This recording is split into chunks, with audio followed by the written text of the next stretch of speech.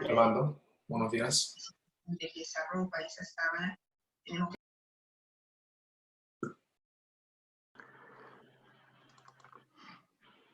Good morning or good afternoon, depending where you are. Welcome to the webinar. Before we start, for the participants who wish to hear this presentation in English, look for an icon on your screen that says interpretation. Click the icon and choose English. If you don't see the icon, please place the cursor in the bottom of the screen and a toolbar with the icon should appear. We recommend that you mute the original sound to hear the interpretation better. I will repeat this in Spanish.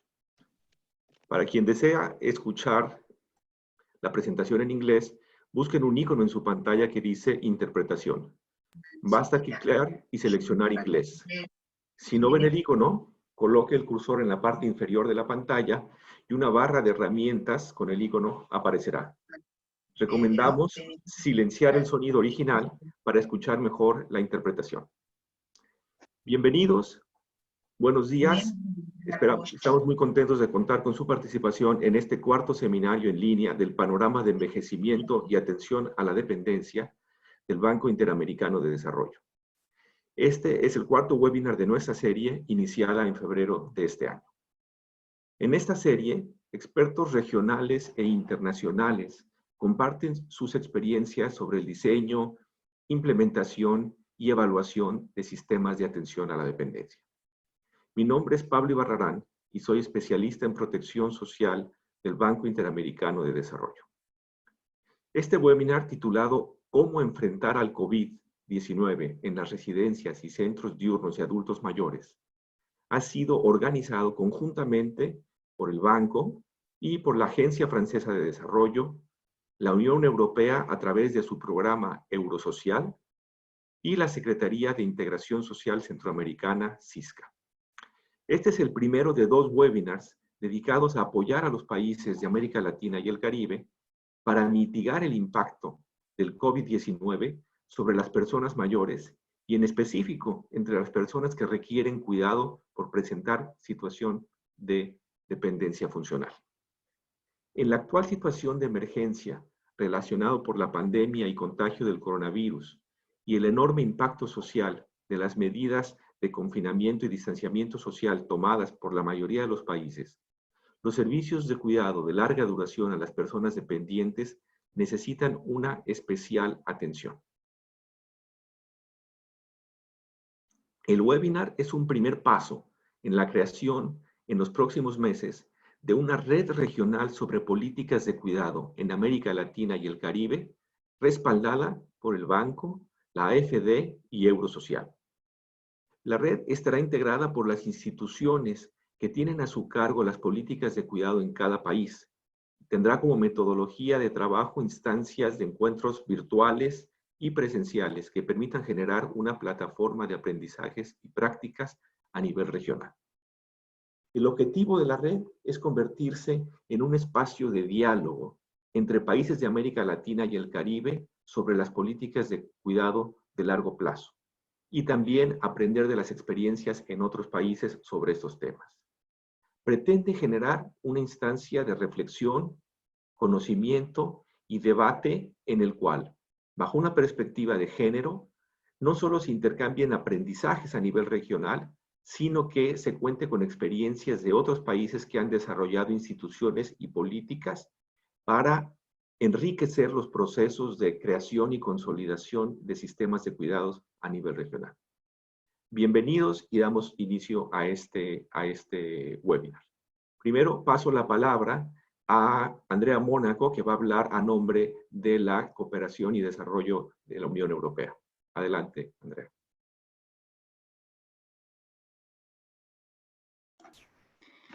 Sí, buenos días a todos y todas. Es un gusto estar aquí. Voy a leer un mensaje de Mark Litvin de la Cooperación Europea, de la Comisión Europea, que creo que no se ha podido conectar. De todas maneras, mando los saludos de parte de él y de toda la Unión Europea. Es un gusto poder participar en este webinar organizado por la Unión Europea a través de su programa para la cohesión social en América Latina, Eurosocial, el Banco Interamericano de Desarrollo, la Agencia Francesa de Desarrollo y la Secretaría de Integración Social Centroamericana. Este es un webinar, el primero de una serie que, como ha dicho Pablo, se ha venido construyendo por dos razones principales. Por un lado, en el marco de un trabajo que Eurosocial está desarrollando con el BID y AFD, están llevando a cabo un trabajo conjunto para crear un espacio de diálogo, una red entre países de América Latina y de Europa sobre políticas de cuidado. Son muchos los países de la región que están avanzando en la construcción de sistemas de cuidado y en el fortalecimiento de servicios de atención a personas con dependencia, tanto personas adultas mayores como personas con discapacidad. El envejecimiento rápido de las dos regiones y la menor disponibilidad de tiempo de las familias, en ellas sobre todo de las mujeres, para el cuidado de los parientes dependientes con el fin de conseguir otras alternativas laborales, hacen muy necesario un importante apoyo del sector público y del Estado en este ámbito. En ese sentido, el intercambio de experiencia entre países es crucial para enriquecer los procesos y aprender los unos de los otros. Por otro lado, una serie de webinars se ha visto como muy urgente en esta coyuntura de la pandemia, que tanto nos está azotando. Hace un par de semanas en Europa se publicó un informe del International Long-Term Care Policy Network de la London School of Economics, que afirma que en muchos países, por ejemplo en Bélgica, Francia, España e Italia, la mitad de los casos de fallecimiento por COVID-19 se han manifestado en las residencias para ancianos. Estos centros se han convertido en verdaderos brotes de la pandemia, poniendo en riesgo a los residentes, ya de por sí más frágiles y vulnerables, y a las personas que en esas residencias trabajan. No pasa día en el que no se escuchen noticias de nuevos contagios en centros residenciales de cuidado, y sabemos que cuando algún residente queda contagiado es muy difícil contrarrestar la difusión a todos los demás residentes. Es una situación difícil, pero como ha manifestado recientemente también la Comisaria Europea para la Igualdad, Elena Dalli, la Comisión Europea está comprometida para asegurar que los derechos de todos y todas, incluyendo a las personas ancianas, sean respetados durante la crisis y que nadie se quede atrás. There is no place for ageism, ha dicho. No hay espacio para una discriminación basada en la edad. En ese sentido, en esta coyuntura es importante cuidar aún más a las personas ancianas que están en riesgo, que están más expuestas a los peligros que esta pandemia representa. Y no solamente a los ancianos que se encuentran en la residencia, también a las personas que se han quedado solas y aisladas en sus casas o aquellas que dependen de otra persona para el cuidado cotidiano o actividades básicas y se ven con servicios reducidos o cancelados. Esta serie de webinars entiende contribuir al objetivo de una respuesta lo más efectiva posible a estos desafíos, compartiendo buenas prácticas, experiencias y reflexiones. La Unión Europea está liderando una acción sinérgica de todos los países miembros en la gestión de la pandemia y haciendo un esfuerzo sin precedentes para apoyar a todos los estados en el enfrentamiento del impacto que la emergencia está dejando, tanto a nivel sanitario como a nivel económico y social. Además, está comprometida a perseguir este esfuerzo a nivel mundial, dado que la respuesta a esta pandemia no se puede llevar a cabo de forma aislada o solitaria. El programa Eurosocial también contribuye a este compromiso de la Unión Europea, ya que representa una herramienta concreta a disposición de los países de América Latina para el fortalecimiento de políticas públicas. Y en el ámbito de cuidado en particular, la mencionada red en construcción con el BID y AFD será una plataforma para vehicular las solicitudes de los gobiernos en este sentido. Finalmente, quiero mencionar también que el programa Eurosocial y la CISC están llevando a cabo diferentes momentos de intercambio virtual entre países de la región centroamericana principalmente, sobre diferentes temáticas en las que es urgente tomar medidas para paliar los efectos de la crisis. Protección social, empleo, violencia doméstica, niños y adolescentes. Es un esfuerzo pequeño, pero muy concreto, que creemos fundamental en esas circunstancias y útil para tratar de tener una respuesta contundente a los desafíos que enfrentamos. Les agradezco mucho y les deseo un muy buen trabajo. Muchas gracias, Andrea. Paso la palabra ahora a Alfredo Suárez Mieses del CISCA. Adelante, Alfredo, por favor. Muchas gracias, Pablo, por la oportunidad. Muy buenos días a todos. Quisiera brindarles un cordial saludo desde Panamá, el país sede de nuestra Secretaría.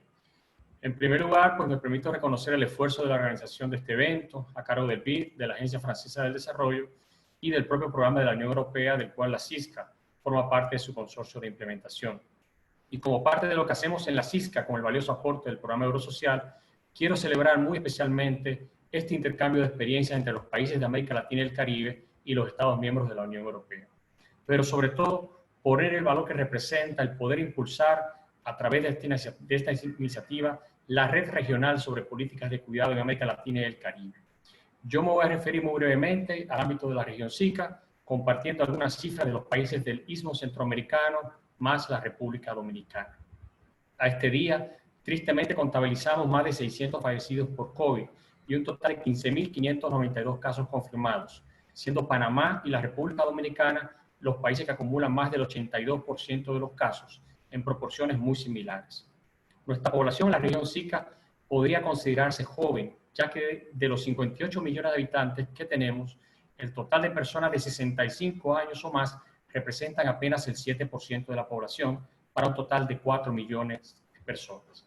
Ya en el contexto de América Latina y el Caribe, el grupo de población de 60 años y más aumentó de 5.7 en la década del 50 a 11.2% en el 2015 y se espera que represente el 21% de la población al año 2040. Por otra parte, para el año 2018, el 27% de los adultos mayores de la región se encontraban en situación de pobreza y casi el 9% en situación de pobreza extrema.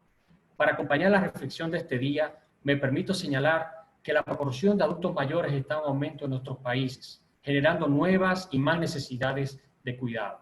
Es importante tener en consideración que puede darse la tendencia que las familias no cuenten con personas que puedan dedicarse exclusivamente al tema de cuidado de personas dependientes. Esta situación puede atribuirse a que la participación laboral de las mujeres ha incrementado y eso conlleva una menor disponibilidad de tiempo para los cuidados.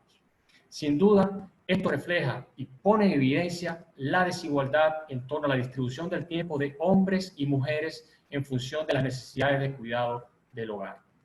A nivel de nuestra región SICA, insisto, el proceso de envejecimiento y la presión que comienza a ejercer sobre los sistemas de salud, la seguridad social, los sistemas de protección social, así como la suscripción de acuerdos internacionales en la materia, está brindando afortunadamente las condiciones para el debate sobre el cuidado del adulto mayor desde una mirada de política pública. En esta coyuntura es importante destacar que los sistemas de cuidado de adultos mayores pueden verse afectados fuertemente por la crisis, que puede provocar debilidad en el cuidado de las personas mayores y derivar en una aceleración del deterioro de su salud física y mental, lo cual a futuro podría implicar una mayor demanda para los servicios públicos de salud y, por tanto, para los presupuestos de cada uno de nuestros países. De acuerdo con información del CDC de los Estados Unidos, se observa que las personas mayores tienen más probabilidades de tener una enfermedad grave por COVID-19. Esta vulnerabilidad es consecuencia de las condiciones de salud en las que se encuentra este grupo, lo cual puede impactar negativamente en el periodo de recuperación de la persona en caso contraiga el virus. Además, sabemos que la misma etapa de vida ya genera un riesgo en sí misma.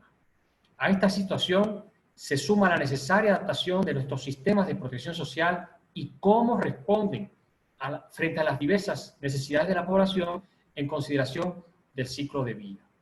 De acuerdo con la OMS, debemos garantizar que las personas mayores sean protegidas de COVID-19 sin estar aisladas, estigmatizadas, dejadas en una situación de mayor vulnerabilidad o sin poder acceder a las disposiciones básicas y a la atención social. Este consejo de la OMS cubre el tema de recibir visitantes, planificar suministros de medicamentos y alimentos, salir de forma segura en público y mantenerse conectado con otros a través de llamadas telefónicas u otros medios. Por todo ello, insistimos que resulta esencial que las personas mayores reciban el apoyo de sus comunidades durante el brote de COVID-19.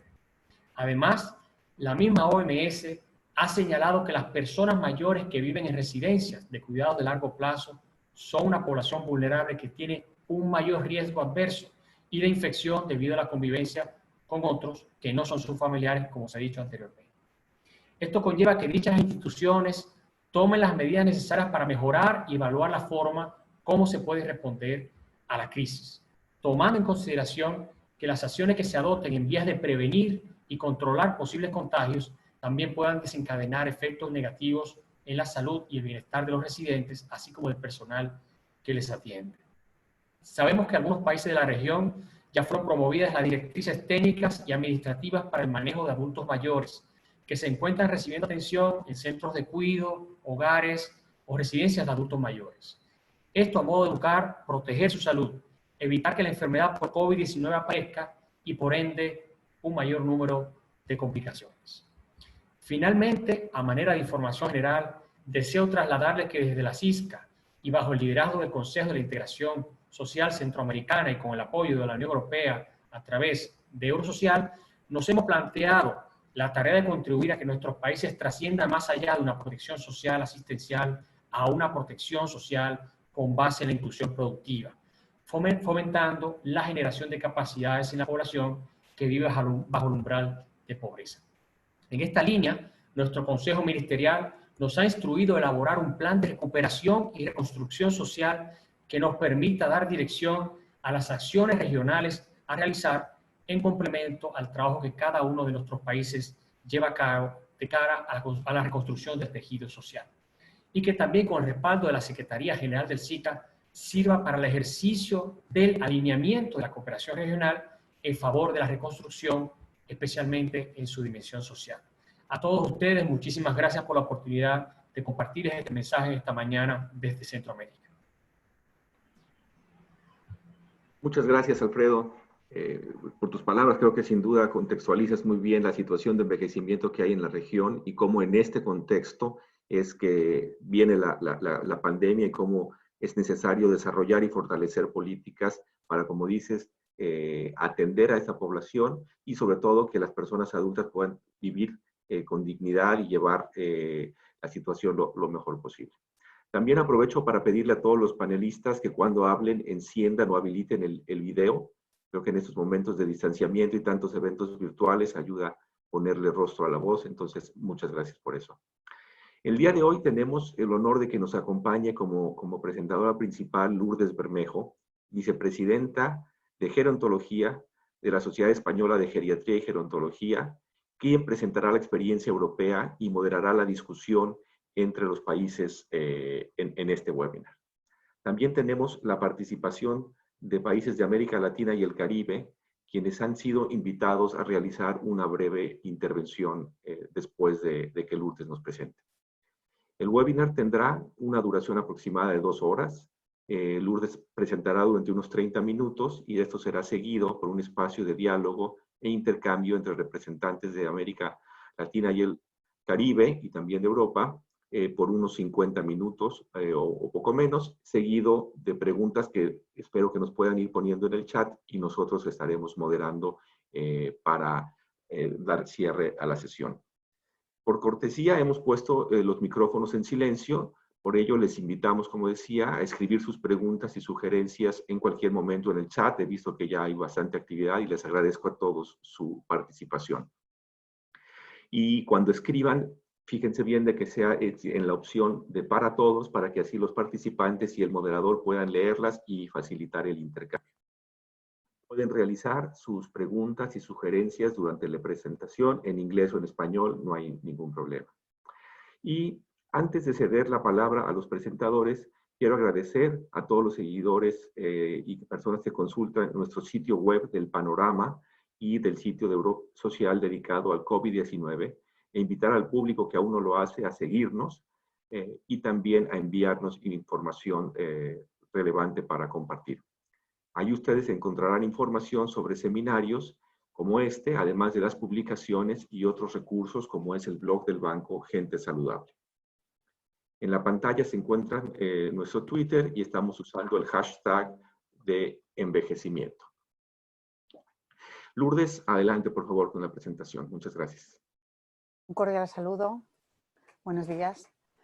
Muchísimas gracias por la invitación y gracias por permitirme compartir las experiencias que vamos desarrollando tristemente en Europa con este adelanto que tenemos de la pandemia y que podamos todos aprender de los aciertos, pero seguramente más de los errores, porque desgraciadamente, bueno, pues esta pandemia ha puesto en situación de aviso, de crisis, de alerta, de valoración, todos nuestros recursos sociales, sanitarios y la capacidad de cohesionarnos en lo mismo. Si me pueden, por favor, pasar la siguiente. Muchas gracias. Bueno, los diferentes países tenemos un sistema de servicios sociales, unos servicios de cuidados de las personas en situación de dependencia, las personas mayores más frágiles. Tenemos unos servicios sanitarios, pero es verdad que lo que está sucediendo es la necesidad de una articulación de ambos sistemas que en este momento se ha dado las diferentes respuestas en los diferentes países, su calidad, su eficacia depende de la capacidad que ha tenido, digamos, de comunicarse, coordinarse, hablar los mismos lenguajes y de actuar rápido, ¿no? Sin esta cohesión, sin esta colaboración efectiva, eficaz y rápida de los dos sistemas, las respuestas de los países, de los territorios, son muy diferentes.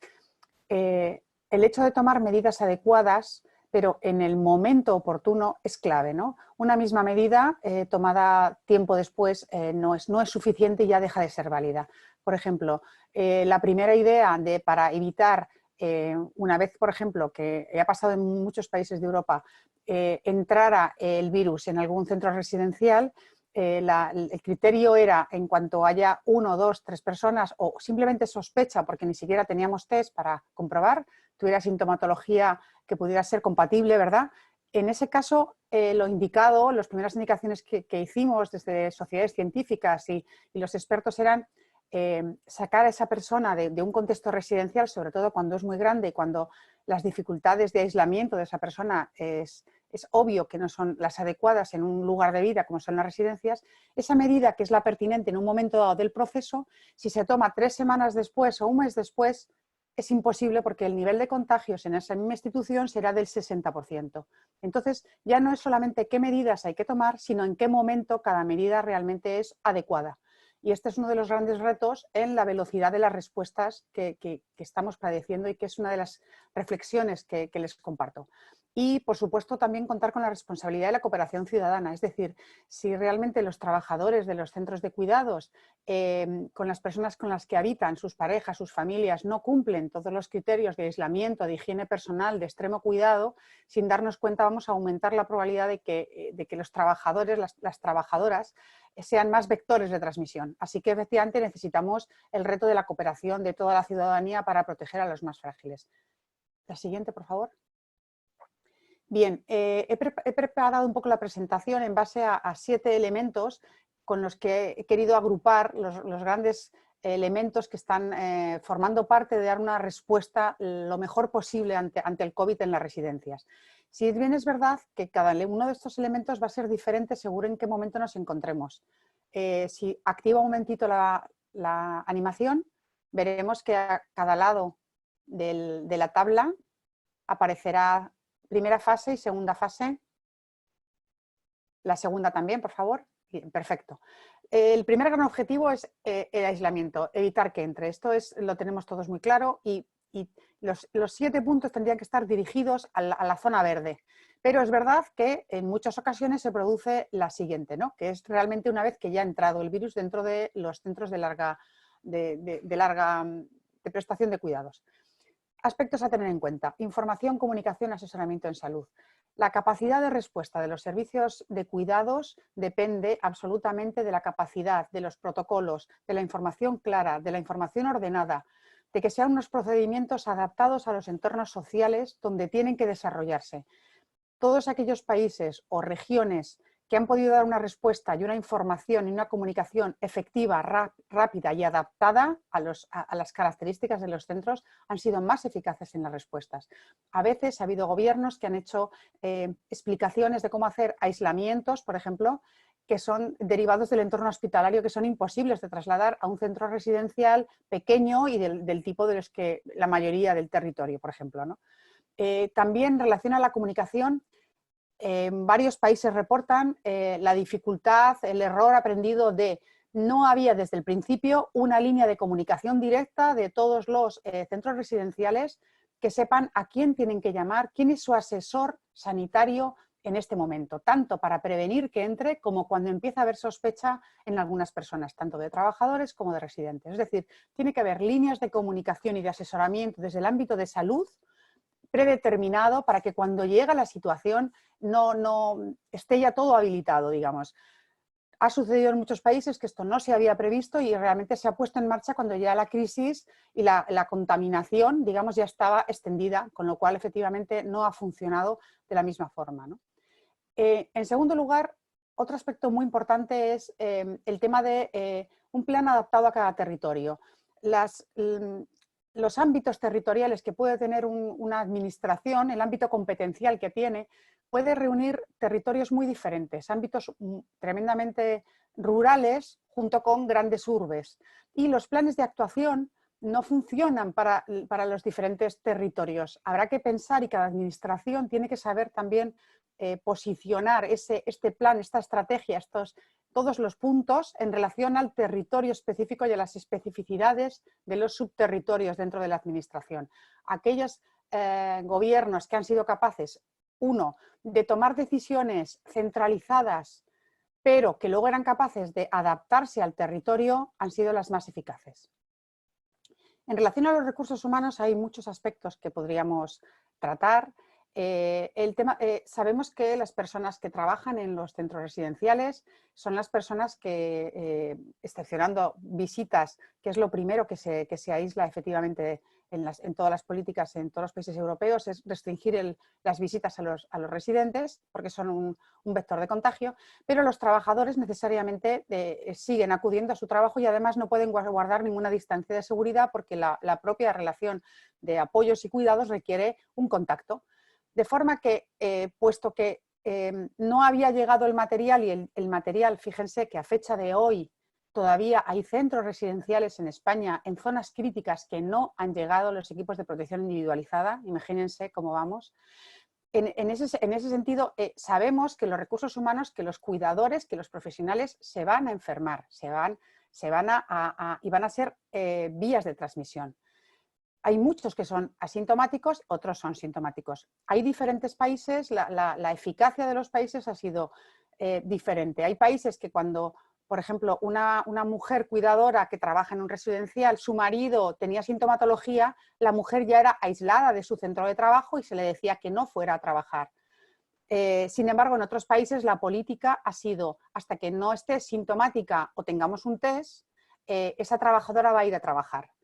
¿Qué ha sucedido? Que esa no restricción a la hora de ha aumentado el contagio y ha entrado mucho más en muchos centros. Es decir, que la política con los recursos humanos es clave. Otro elemento muy importante de los recursos humanos es que sabemos que mucha población de profesionales, de cuidadores, van a enfermar. Y porque no tenemos suficientes equipos de protección, por lo menos en Europa no los hemos tenido. ¿Qué sucede? Tienes que tener una bolsa de recambio de profesionales dispuestos a entrar de repente a trabajar y a sustituir plantillas. En muchos países han tenido que sustituir plantillas del 40 al 50, al 60% del personal de un centro estaba afectado. Y no se había previsto. Hay una cosa muy interesante que sucede también en relación a todas las medidas. Cuando un país empieza su contagio, no es homogéneo todo el contagio en todo el país. Entonces sí que es verdad que hay territorios o regiones que empiezan y que es posible que ciertas medidas no hayan podido preverlas, pero sin embargo otras pueden llevar 15 días de retraso y lo sorprendente es que habiendo 15 días para haber preparado el escenario, no se ha preparado. Por ejemplo, la captación de recursos humanos. No se dispone de personal, no hay bolsas de trabajo. Tendrás que autorizar a estudiantes, capacitarlos no teóricamente, capacitarlos realmente. Y esto lo puedes tener previsto porque lo más probable es que necesites. Ahora mismo tenemos grandes problemas para el reclutamiento y para contar con personal.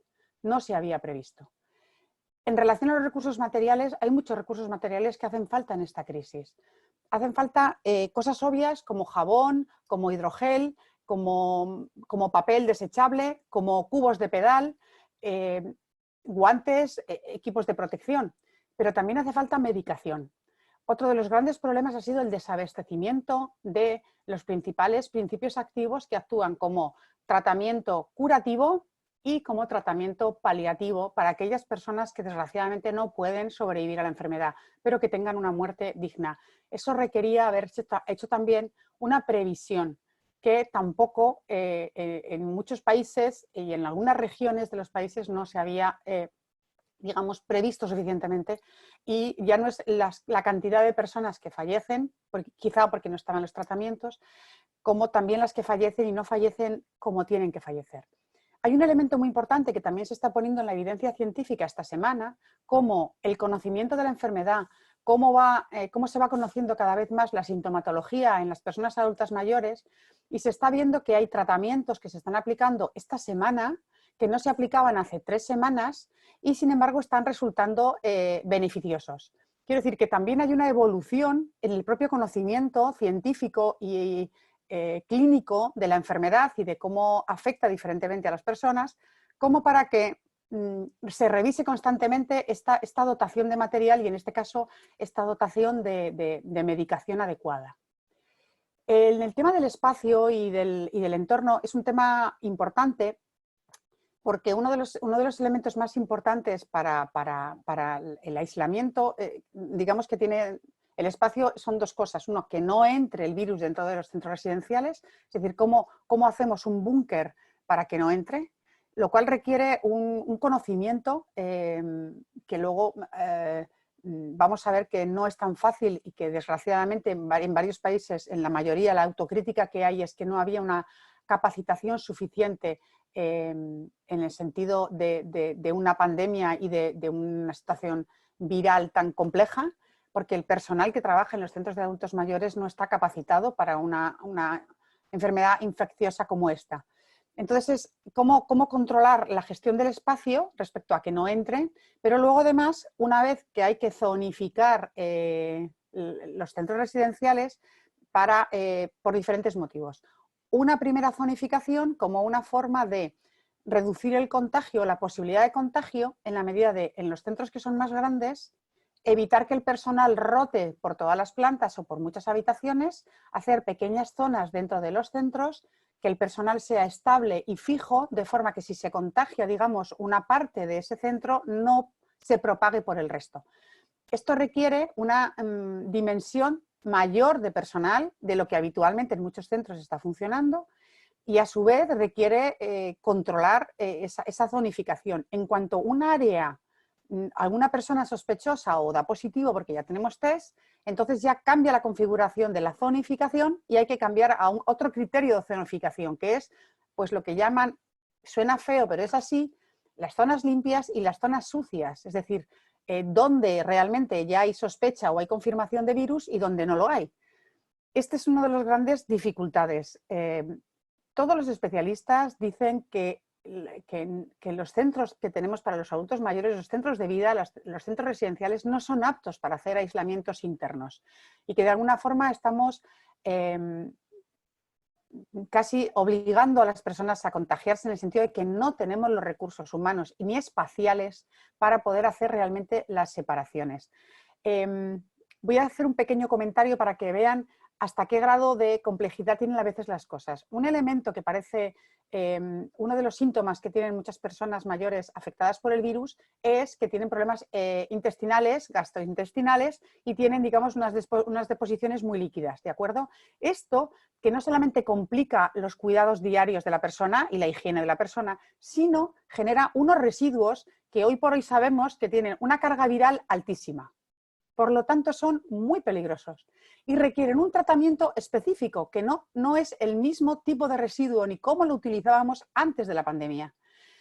Conseguir hacer un protocolo para que en todos los lugares ese residuo que tiene una gran viralidad y que es muy, muy de riesgo, todavía, por ejemplo, a fecha de hoy en España no lo tenemos. Parece mentira, pero es así. Quiero decir que a veces la gestión del espacio, la gestión del entorno, la gestión de los residuos, con formación y con materiales para poder hacer esos itinerarios son claves para controlar una vez que entra el virus dentro del resto de las personas que allí habitan, ¿no? Indudablemente estaría el tema de los sistemas de comunicación, es un tema importante. Los sistemas de comunicación con el exterior. Las personas, independientemente de poder salir adelante a nivel físico, a nivel sanitario, las personas necesitan seguir sintiéndose personas. Necesitamos mantener la comunicación con el exterior, con sus familiares, para que sigan sintiéndose. Piensen que el aislamiento que se hace en los centros cuando el COVID entra es dentro de las habitaciones. Entonces es el doble confinamiento. Es la persona que está en una residencia cerrada y dentro de su habitación cerrada. Y además por muchas semanas. Indudablemente todo ello tiene efectos psicológicos, afectivos, motores, además espirituales, de alguna forma afecta a la persona. Establecer fuentes y vías de comunicación con familiares, no solamente en las personas que sobreviven, sino en aquellas que tenemos que acompañar procesos de final de vida, que si bien su familiar no va a poder entrar, porque desde el primer momento, por supuesto, todas las visitas prohibidas, por lo menos que pueda tener una videoconferencia de la persona, de su familiar, que pueda elegir, ¿no? Es decir, habilitar esos sistemas de comunicación no solo con la administración y con los responsables, sino también con el mundo afectivo de las propias personas. En relación a las situaciones profesionales sanitarias en el ámbito residencial. Las residencias son lugares para vivir, las residencias no son hospitales, ni tienen que pretenderlo, es imposible, y desde luego en una pandemia es imposible. ¿Qué sucede? Que una vez que entra el virus, los tratamientos que las personas requieren tienen unas características para las cuales no estamos autorizados como establecimientos en muchos casos porque no tenemos el personal. No tenemos personal para hacer actuaciones, tratamientos intravenosos o para poner oxígeno porque no están ni habilitados los espacios ni el personal formado. Entonces, hay que pensar bien que una vez que entran las personas, que entra el virus, perdón, ¿cómo hacemos la derivación? Primero, que se puedan dar los fármacos que las personas necesitan, si son vía oral o de otra forma y se pueden proporcionar, que se proporcionen. Normalmente esto depende de los hospitales, tampoco es fácil. Por lo tanto, la vinculación de la provisión de la medicación es otro tema de gran interés. Esta rapidez, esta agilidad para la provisión de la medicación que sí que se puede administrar. Cuando las personas necesitan tratamientos que no se pueden dar en las residencias, habitualmente hay dos opciones. O metes personal que lo pueda prestar desde dentro, y entonces tienes que tener un personal sanitario de refuerzo, digamos. Aquí tenemos varios modelos para poder hacerlo. O haces una derivación de la persona a un centro sanitario donde le puedan prestar esa atención. El sacar a la persona con un COVID-19 a un centro depende, por eso también decíamos mucho un poco el plan adaptado de cada territorio. Hay territorios, hay regiones, hay países que tienen centros de estancias intermedias, que tienen centros sociosanitarios que son entidades hospitalarias, de alguna forma tienen todo el personal sanitario, pero hay territorios y hay lugares donde se pasa de la residencia al hospital. No hay servicios intermedios. ¿Qué sucede? Que todos estos escenarios hay que pensar que hay varios momentos. Puede ser que se estén en las residencias contaminando con el virus y que el sistema de salud de ese territorio, de esa región, de ese país esté habilitable, está disponible para recibir a las personas, puede ser que esté con mucha ocupación o puede ser que esté colapsado. Y el sistema de derivación y la toma de decisiones de si ese adulto mayor va a poder ir a un hospital a que le pongan un tratamiento que va a requerir unos cuidados sanitarios que en el centro residencial no hemos podido darlo, va a depender de en qué escenario estemos. En el de ocupación disponible, lleno, saturación, colapsado. Pero no solo eso, es que hay países y hay regiones donde, estando en el escenario primero, que es plazas en los hospitales, por si acaso se solapa, no se ha derivado a las personas adultas mayores y han fallecido sin tener los tratamientos. Y esto ha sucedido en Europa. De forma que aclarar cuáles son las actuaciones profesionales sanitarias, quién va a tomar parte de ellas, dónde se van a tomar parte y según dónde se vaya a hacer, que se haga la provisión de profesionales, de medicamentos y de materiales, es clave para dar no solamente un tratamiento terapéutico, sino un tratamiento paliativo en caso de que sea necesario. Pasaríamos a la siguiente diapositiva. Me quedan muchos más temas, pero igual quizás mejor dejar más tiempo para el debate y poder focalizarlo alguno más, ¿no? Bueno, simplemente recordar lo que voy a pasar estas diapositivas que detallaban un poco para ir simplemente resumiendo lo que ya he dicho, ¿no? El marco normativo, hay países que han actuado muy tarde, pero como eran países que tenían un sistema de gobierno muy centralizado, les ha permitido, y un sistema de salud muy cohesionado, les ha permitido entrar tarde a tomar las decisiones, pero tomarlas muy rápido y que en el territorio se hayan hecho efectivas muy rápido, ¿verdad? Sin embargo, hay países que tienen muchas administraciones y aunque han actuado más pronto, hasta que ha llegado finalistamente al centro residencial, el marco normativo y toda la ejecución sí ha llegado tarde. O sea que es muy importante también adaptarse que comentábamos, a cada territorio. El tercer punto, que se refiere a los recursos humanos, si me va pasando y así punteo que he ido comentando todo lo anterior, las medidas preventivas, muy importante, temperatura o test, dependiendo de si se han tomado o no se han tomado, el grado de infección ha sido mayor. Los criterios de alejamiento, aislamiento del personal. Hay instituciones y países que han ofrecido, regiones que han ofrecido a sus trabajadores poder aislarse en la época en la que ya se sabe que está el virus dentro y han ofrecido a los trabajadores ir a dormir a un hotel para que no fueran a sus casas y contaminaran a sus familiares en caso de que ellos estuvieran contagiados o para que ellos mismos no fueran vector de contagio. Esto ha sido una opción que ha sido muy positiva para prevenir. Indudablemente muchas de estas medidas son voluntarias porque no se puede obligar a nadie, por lo menos en nuestros marcos normativos, a que haga esto. Sí se ha hecho, ¿no?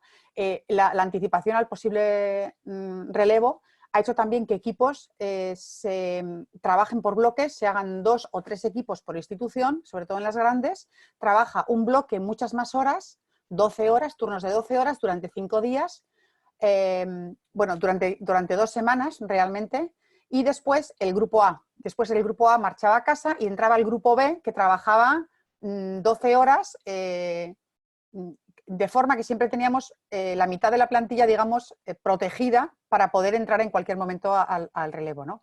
Los sistemas de turnos cambiados, rompiendo absolutamente las condiciones laborales habituales y con la flexibilidad que exige la situación de emergencia. Y hay una experiencia muy interesante que también ha sucedido en varios países de equipos de profesionales que se han quedado, antes de que entrara el COVID, se ha quedado a dormir, han acampado dentro del centro residencial y están conviviendo con las personas residentes entre 15 y 20 días. El mismo equipo se ha quedado dentro, no todos, se han quedado menos y trabajan de forma intensiva.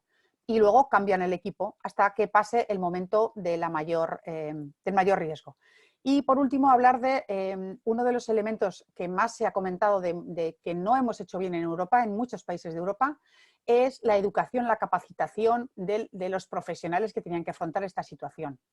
Y no solamente en las regiones donde se precipitó todo, sino en aquellas que ha habido tiempo, tampoco se ha hecho. Cuando decimos formaciones genéricas sobre cómo es la enfermedad, cómo es el virus, cómo se propaga, cómo es...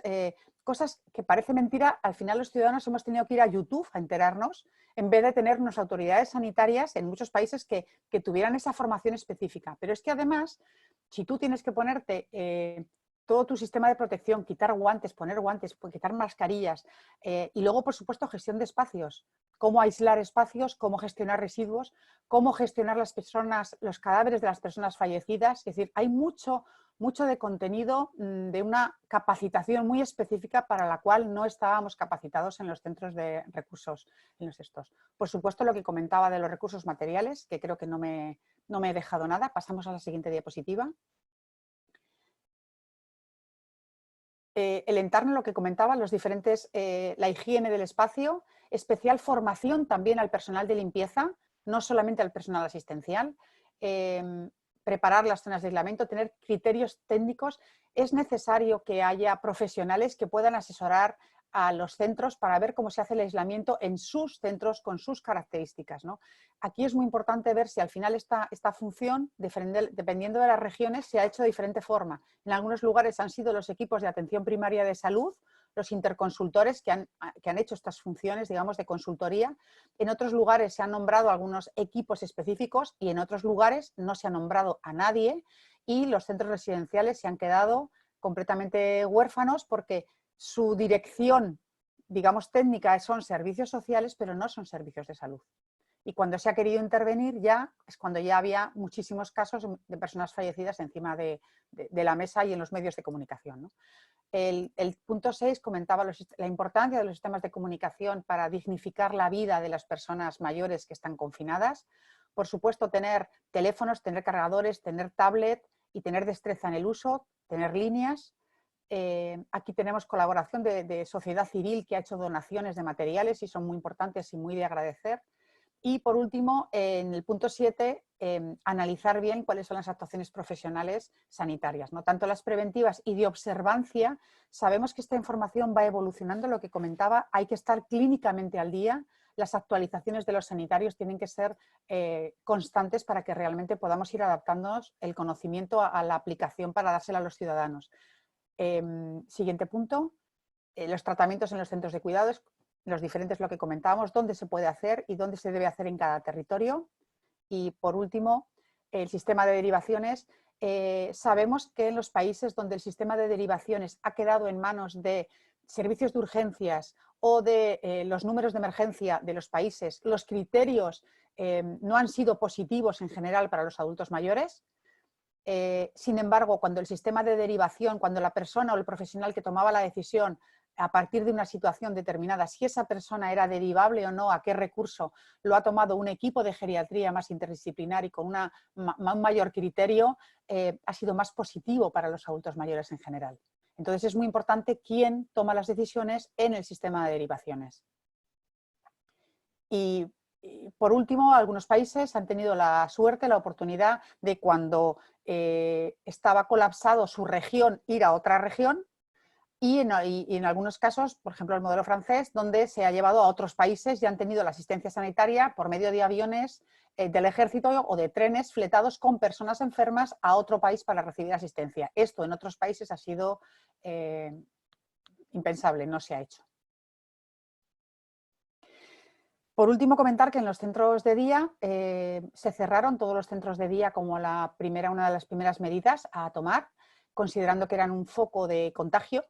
Y el problema fue que no, como se comentará en la webinar que haremos sobre entorno comunitario, seguramente, qué ha pasado con todas esas personas que necesitaban, que utilizaban un recurso de atención diurna y se cerró en muchos casos de un día para otro sin haber hecho una preparación ni una contingencia de continuidad respecto al seguimiento en los domicilios, ¿no?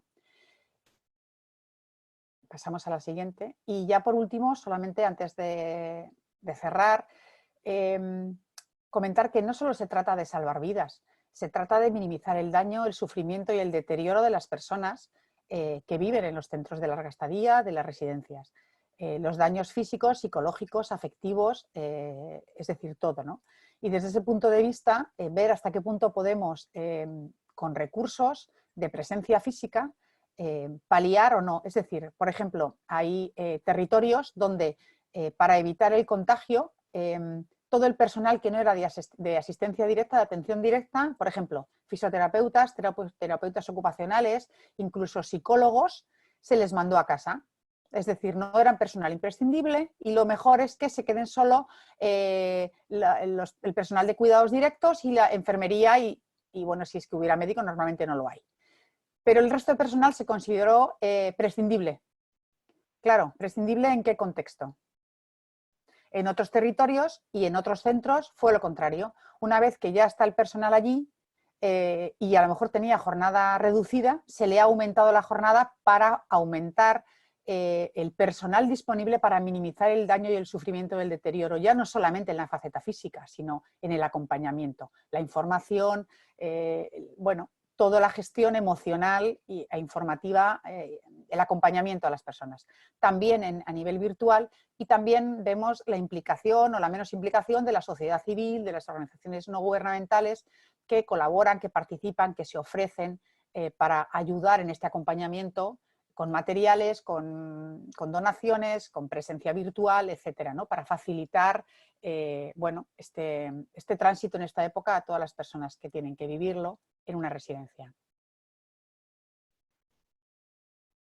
Y yo por mi parte daría por terminada mi intervención, que si no llevo mal el cronómetro, más o menos me he ceñido a lo previsto.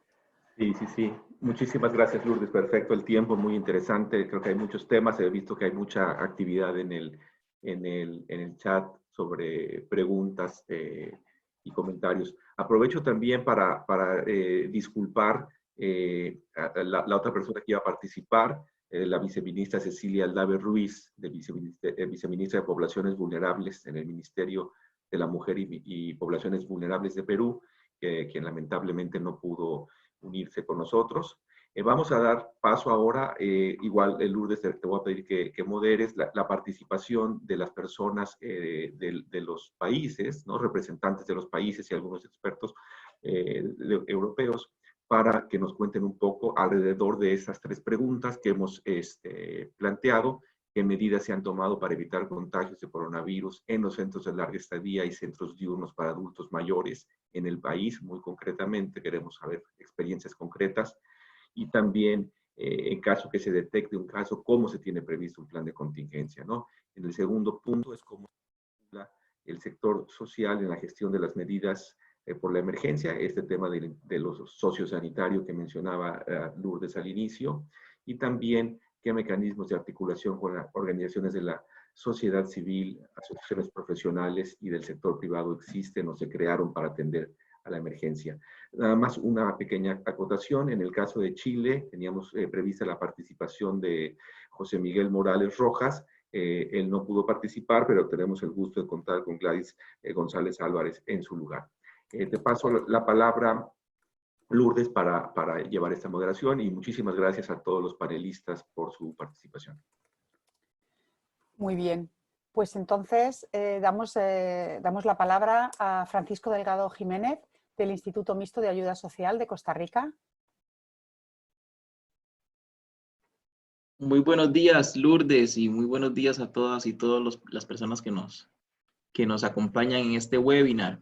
Efectivamente, coincido con las palabras de quienes me han precedido en el sentido de que esta crisis, que es sanitaria, que es social y que es también económica, ha puesto en perspectiva la importancia que tienen los diferentes sistemas de seguridad social y en general de los estados de bienestar en nuestros países, algunos con mayor o menor desarrollo.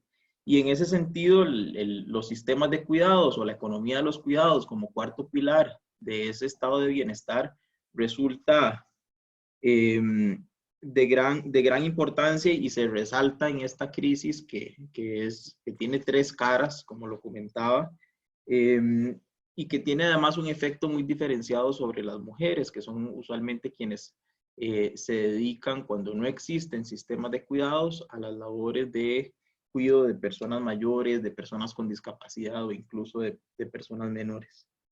En el caso nuestro, en el caso de Costa Rica, el primer caso de coronavirus se dio a inicios de marzo, y ya desde mediados de marzo habían declaratorias de emergencia y un trabajo coordinado entre las diferentes instituciones sectoriales, tanto las sociales como las sanitarias, para la atención de la emergencia, y uno de los grupos poblacionales prioritarios en toda la atención ha sido la de personas mayores.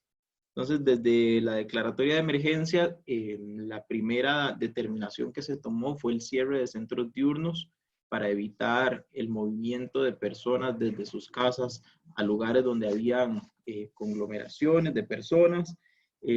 Lo que sí se mantuvo, por supuesto, fue el servicio de residencias y centros de larga estancia, para los cuales se definieron protocolos específicos de atender posibles casos de contagio y cómo prevenirlos principalmente, que ha sido la estrategia en el caso de Costa Rica de cómo hacer prevención en los diferentes centros.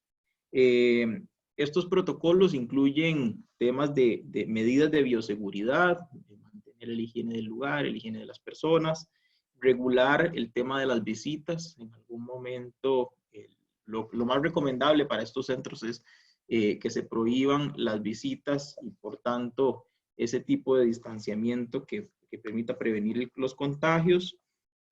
una articulación muy estrecha con el sistema sanitario para los casos sospechosos o los casos incluso positivos, las derivaciones que se generan entre los servicios sociales y los servicios sanitarios ha sido muy estrechamente coordinado.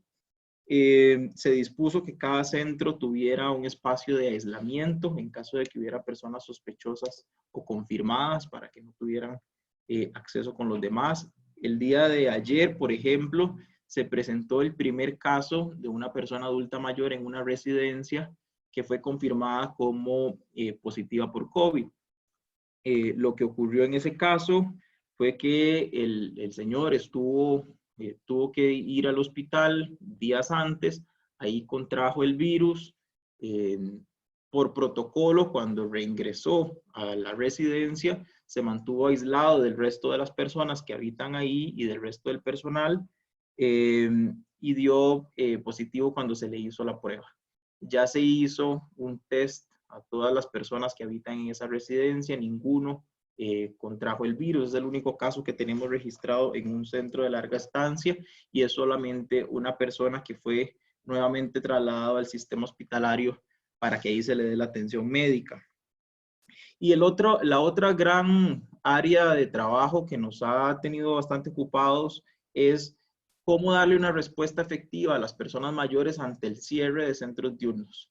Hay algunos servicios que se daban ahí, principalmente de alimentación, de seguimiento de casos, en el caso de personas que tuvieran algún tipo de padecimiento médico, que ocurría en esos centros diurnos y que ante su cierre ponía en alguna situación de vulneración a las personas mayores. Entonces definimos una estrategia junto con el Consejo Nacional de Personas Adultas Mayores, la Caja Costarricense de Seguro Social, el Instituto Mixto de Ayuda Social, las municipalidades, para hacer un abordaje domiciliar de las personas mayores, brindando respuesta en diferentes ámbitos, algunos con un enfoque más territorial, donde algunas agravantes como la condición de salud de las personas, la edad, si viven o no viven solos, o si requieren algún tipo de alimentación para cumplir con sus necesidades más básicas. Francisco, perdone que le interrumpa, pero debo indicar dos cosas. Una, que teníamos un tiempo de 5 minutos por exposición y también que el aspecto comunitario se abordará en otro webinar. Lo digo por si podemos centrarnos más en el ámbito de los residenciales, y este otro ámbito igual lo podemos desarrollar con mayor detalle cuando sea el monográfico. Claro. Voy cerrando. Voy cerrando con que el último Disculpe. aspecto es tranquila, no hay cuidado. El último aspecto que hemos definido es el de seguimiento por teléfono de los casos de personas que accedían a centros diurnos o las personas que sus familiares decidieron llevar a sus hogares y no que permanecieran en residencias, donde hay un seguimiento telefónico desde los diferentes centros y también desde los centros hospitalarios. Entonces, es una conjunción de servicios sociales y sanitarios por medio de medios virtuales, debido a las restricciones que tenemos para hacer algún tipo de contacto en esta emergencia de índole sanitario.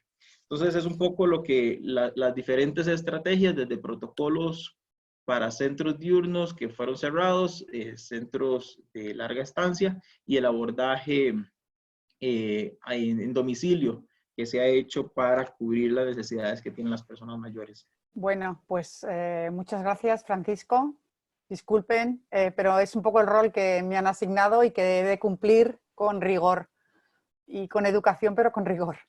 Si les parece, continuamos con la presentación de Jenny del Rosario Rodríguez, coordinadora del despacho de dirección ejecutiva del CONAPE de la República Dominicana.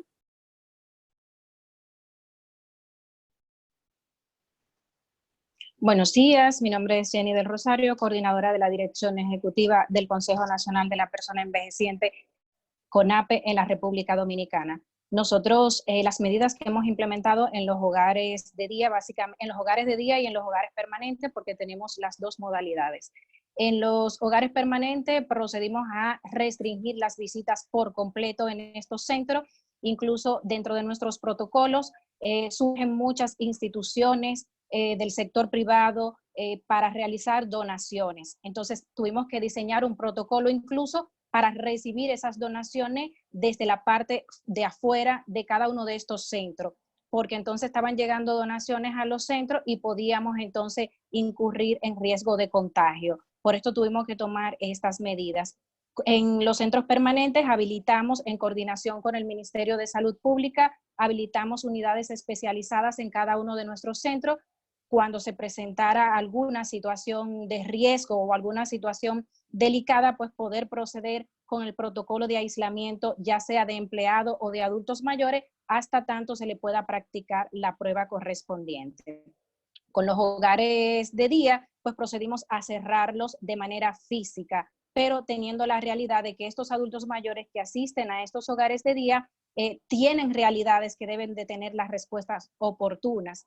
Y ahí implementamos el servicio de teleasistencia para la parte de consulta psicológica, consulta médica, asesoría legal, entre otros. Sin embargo, hay otros adultos mayores que requieren alimentación, que prácticamente todos los días se trasladaban a estos centros para poder consumir alimentos.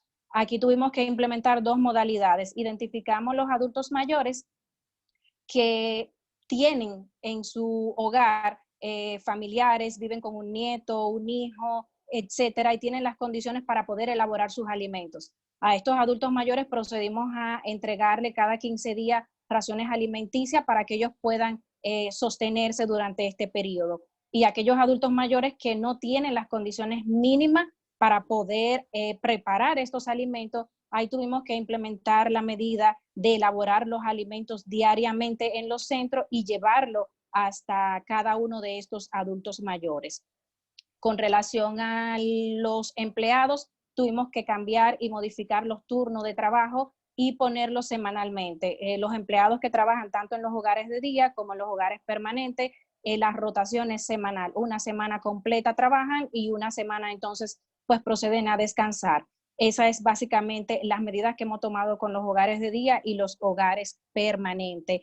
También tuvimos un proceso de conversación en sentido general con el sector privado, porque teníamos queja de los adultos mayores que estaban un poco complicados en el momento de presentarse en los establecimientos comerciales, dígase supermercado, farmacia, para poder adquirir estos productos. A este llamado acogieron 3 cadenas de las principales de supermercado y una de las cadenas principales de farmacia en el país. El horario que dispusieron para que los adultos mayores fueran exclusivamente a estos centros es de 7 de la mañana a 8 de la mañana. En estas 3 cadenas, ese horario está reservado solo para los adultos mayores, para que ellos puedan adquirir este tipo de insumo. Implementamos el programa, lo activamos, el programa de AMA, acogida de adultos mayores en las calles, corrido 24 horas, porque al ejecutarse la cuarentena en el país, adultos mayores que se encontraban abandonados en las calles o adultos mayores que vivían indigentes, pues nos vimos en la necesidad de poder acogerlo. Desde el 24 de abril, desde el 24 de marzo, que fue cuando iniciamos este proyecto de AMA, hemos acogido 66 adultos mayores. De estos 66 adultos mayores, una parte de ellos fueron reinsertados con su familia porque estaban extraviados y otros permanecen en los hogares transitorios de CONAPE hasta tanto podamos llevarlo a un centro permanente de manera definitiva. A grosso modo, estas son las medidas que hemos tomado en la República Dominicana con relación a los centros que tenemos. La misma metodología que tenemos en los hogares de día, esa misma metodología la estamos implementando con la sociedad civil, con las asociaciones sin fines de lucro. Pues muchísimas gracias, Jenny del Rosario, por la intervención y por ajustarse a tiempo. Magnífico. Seguramente luego en el debate podremos, cuando sean las preguntas, profundizar en más aspectos. Sí. Si les parece, pasamos a la intervención de Luis Miguel Gutiérrez Robledo, del Instituto Nacional de Geriatría de México. Buenos días. Ahora sí, muy buenos días. Se escucha. Bien, muchas gracias por esta oportunidad. México es un país muy grande, 130 millones de habitantes. con una gran dispersión de la población en el territorio y una gran heterogeneidad en las distintas poblaciones. Sabemos que tenemos en la actualidad alrededor de 1.200 residencias que reciben a personas mayores en distintas entidades de la República, pero estas residencias se encuentran al margen de los servicios de salud. De hecho, no existe en México como tal un sistema nacional de cuidados y la mayor parte de las residencias tienen un origen en la beneficencia pública o privada. Este contexto hace bastante difícil la respuesta, puesto que no hay una red organizada que permita fácilmente el acercamiento y la comunicación. Sin embargo, bueno, reconociendo primero estas dificultades, la primera tarea a la que nos dimos fue el establecimiento de un registro formal y, aprovechando este registro, establecer una forma de comunicación con la totalidad de estas residencias. Y comenzamos con esta tarea en la última semana de marzo. Al momento tenemos comunicación ya con alrededor de la mitad de las residencias de manera formal. Pero no basta la comunicación, era necesario desarrollar información pertinente. Y a este respecto, la primera publicación, que fue un documento de postura que hizo el Instituto Nacional de Geriatría, la hicimos en respuesta a un fenómeno que ha sido un fenómeno global y del cual todavía no hemos hablado en este seminario, que es el tema de la discriminación por edad. Y viendo lo que ocurría en otras partes del mundo, nos percatamos del riesgo en el que iban a encontrarse muy pronto las personas mayores en los procesos de triaje para la toma de decisión de hospitalización y apoyo intensivo, sobre todo en situaciones de crisis con escasez de recursos. De manera que trabajamos con la Comisión Nacional de Bioética y el 8 de abril publicamos un documento de postura a este respecto, haciendo énfasis en la necesidad de evitar la discriminación por edad y utilizar otros recursos de triaje basados en carga de morbilidad y en la estimación del riesgo de una manera más justa. Y fue muy oportuno, dado que unos días después el Consejo de Salubridad General en México publicó una guía de triaje que fue objeto de una tremenda polémica, justamente porque discriminaba particularmente a las personas mayores. Por otro lado, desde el inicio, desde la segunda quincena de marzo, nos incorporamos al grupo de trabajo de la Organización Mundial de la Salud para, dentro del consorcio clínico y en conjunto con el grupo de cuidados de largo plazo, Peter, que seguramente hablará al respecto también más adelante, desarrollamos una guía para las residencias de personas mayores. En paralelo, desarrollamos una guía nacional que fue ampliamente distribuida a través de la red y del sitio web del Instituto Nacional de Geriatría. Y estamos trabajando en la actualidad en agilizar la comunicación con las residencias. Tenemos ya una aplicación COVID que está en el sitio web de la Secretaría de Salud, que es accesible a todas las personas, a todos los individuos, pero hemos desarrollado otra en paralelo, orientada en particular a las residencias, con el objetivo de tener una noción clara de los recursos y de dar una respuesta adaptada en función a estos recursos. Esta aplicación tiene un bot que permite un primer intercambio y posteriormente una comunicación individualizada. Pero aún disponiendo de las guías de práctica, disponiendo de la información necesaria, haciéndola accesible a través de la web y enviándola directamente a las residencias, pues las carencias siguen ahí. Desgraciadamente, la normatividad en México no pide la presencia sí de un responsable sanitario, pero en modo alguno de un comité de control de infecciones. Las competencias en general de estas instituciones a este respecto son muy pobres. La respuesta ha sido, como lo hemos escuchado en otras partes de la región, el cierre de primera intención a las visitas y la vigilancia, pero la vigilancia fundamentalmente en base a criterios clínicos, dado que la accesibilidad a las pruebas de PCR, si en general en el país está limitada, en las residencias lo está más aún, afortunadamente, A partir del lunes pasado, el Instituto Nacional de Medicina Genómica abrió una unidad dedicada al registro y tenemos ahora la posibilidad de ofrecer la prueba de PCR a estas instituciones cuando así lo requieran. Pero este es un desarrollo apenas de esta última semana y la capacidad es limitada y en modo alguno podemos hacerlo a nivel nacional. Comenzaremos con las instituciones que están localizadas en la Ciudad de México. Y aquí tenemos que ir pensando también hacia adelante. Por ahora, las restricciones que se han impuesto han funcionado.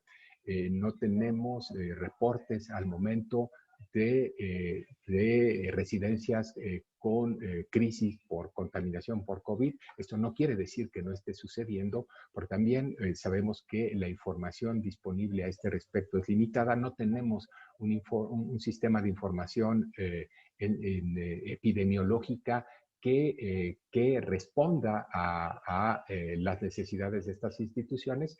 Sí lo tenemos y bastante eficiente a nivel de atención primaria, a nivel comunitaria, a nivel hospitalario, pero no en particular para estas unidades. Además de crear este registro nacional y red colaborativa... Pero sí, tenemos que ir terminando. Sí, cierro con lo siguiente. Gracias. Además de la creación del registro, desarrollamos todo un paquete de información. Estamos poniendo en línea un curso MOOC dirigido al personal de estas instituciones y trabajando en conjunto con el Instituto Mexicano del Seguro Social para un programa de formación más ambicioso que en combinación con la aplicación y el registro nos permita una mejor gestión de esta crisis. Pero las limitaciones que enfrentamos son muy grandes y en particular la disponibilidad de equipos de protección personal es mínima para estas instituciones y seguramente nos va a meter en problemas. Quedo aquí atento para continuar en la discusión. Muchísimas gracias, Luis Miguel. Y a continuación continuamos con el compañero Tomás Pesanc, director nacional de políticas para adultos mayores del DINAPAN de Argentina. Hola, ¿cómo están todos? Gracias, Lourdes. Bueno, en principio agradecidísimo por poder estar participando de este intercambio. A esta altura de los acontecimientos, después de haber transitado esta crisis a nivel mundial en materia sanitaria, la primera medida que deberíamos haber tomado, pero en contextos de crisis y emergencia se hace muy difícil, es sentarnos a reflexionar y pensar, porque agradezco especialmente, Lourdes, el esquema organizativo de las 7 estrategias en 2 fases, que no solo me permitió organizar este breve esquema expositivo, sino que también me permitió darme cuenta en qué aspectos, en qué dinámica y en qué fases me estaban faltando tomar algunas medidas y dialogar con las instituciones y con las organizaciones y definir algunos criterios de intervención. Lo mismo digo para las valiosísimas intervenciones de nuestros compañeros que me van aportando ideas críticas incluso de algunas medidas que hemos tomado. Así que si yo tuviera que mencionar la primera medida, lamentablemente nunca es la primera en contextos de crisis, es sentarnos a pensar y a compartir estrategias.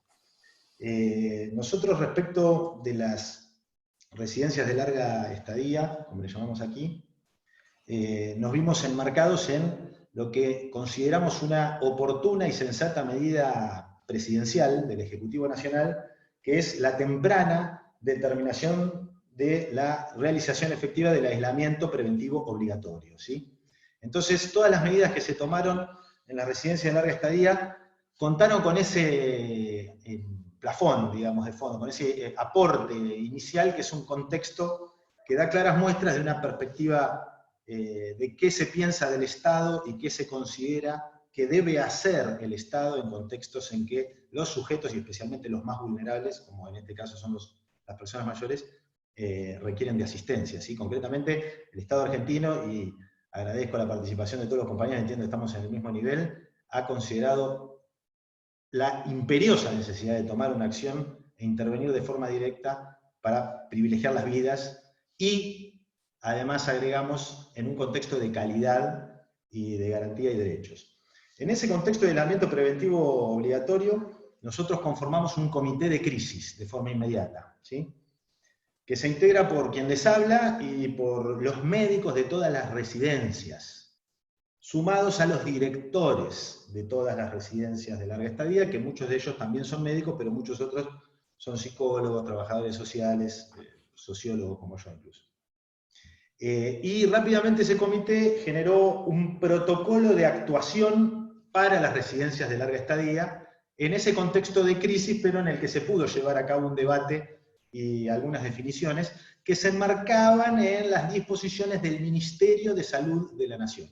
Hay que decirlo, todas las medidas en la primera instancia han sido de corte estrictamente definidas por el Ministerio de Salud de la Nación. Lo digo porque quizás en esta segunda fase ya tendríamos que estar pensando en algunas medidas que aporten a la calidad y a la garantización de la realización de derechos que han sido consagrados en la Convención y que en ese primer estado de cosas crítico pueden haberse visto avasallados. Por ejemplo, la comunicación con los seres queridos, con el afuera, y el respeto hacia quienes son sujetos plenos de derecho, como son las personas mayores, y no objeto de tutela, ¿no? Entonces, en ese contexto, este primer protocolo, básicamente lo que estableció fue un criterio de restricción absoluta, hay que decirlo, en materia de visitas, en un primer momento y en una primera fase. Se sostuvieron los contactos con el afuera a través de los recursos que nos brinda la tecnología, para lo cual hubo que iniciar todo un proceso también de ayornamiento tecnológico y de aporte incluso de herramientas pedagógicas para que pudieran las personas mayores y también sus familiares de afuera hacer uso de esas tecnologías. Pero la verdad es que se estableció una restricción absoluta. Se redujo al mínimo posible la cantidad de personal de asistencia directa.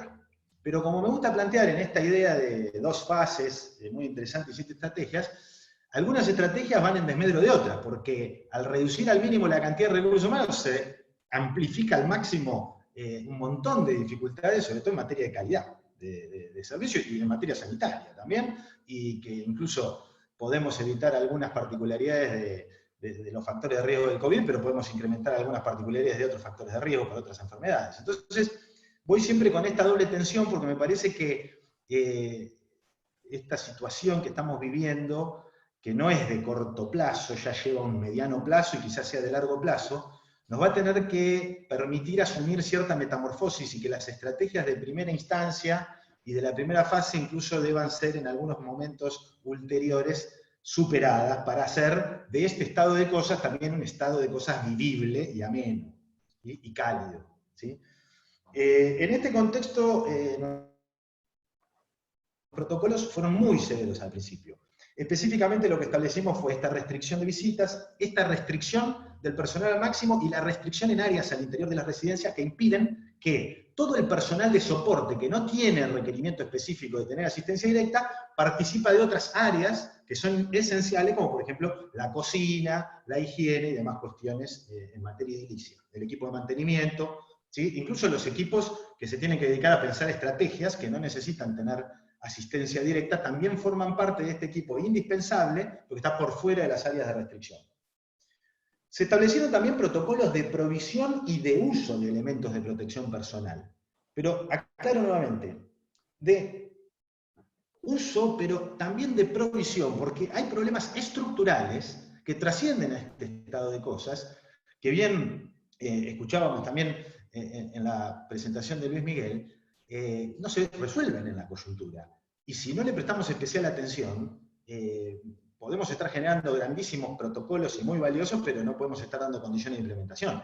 La verdad es que no todas las residencias pueden generar este aislamiento al interior, ni muchísimo menos la restricción en el acceso, ni muchísimo menos proveer de todos los insumos necesarios para este contexto. Así que pensamos Tomás, protocolos de provisión y uso.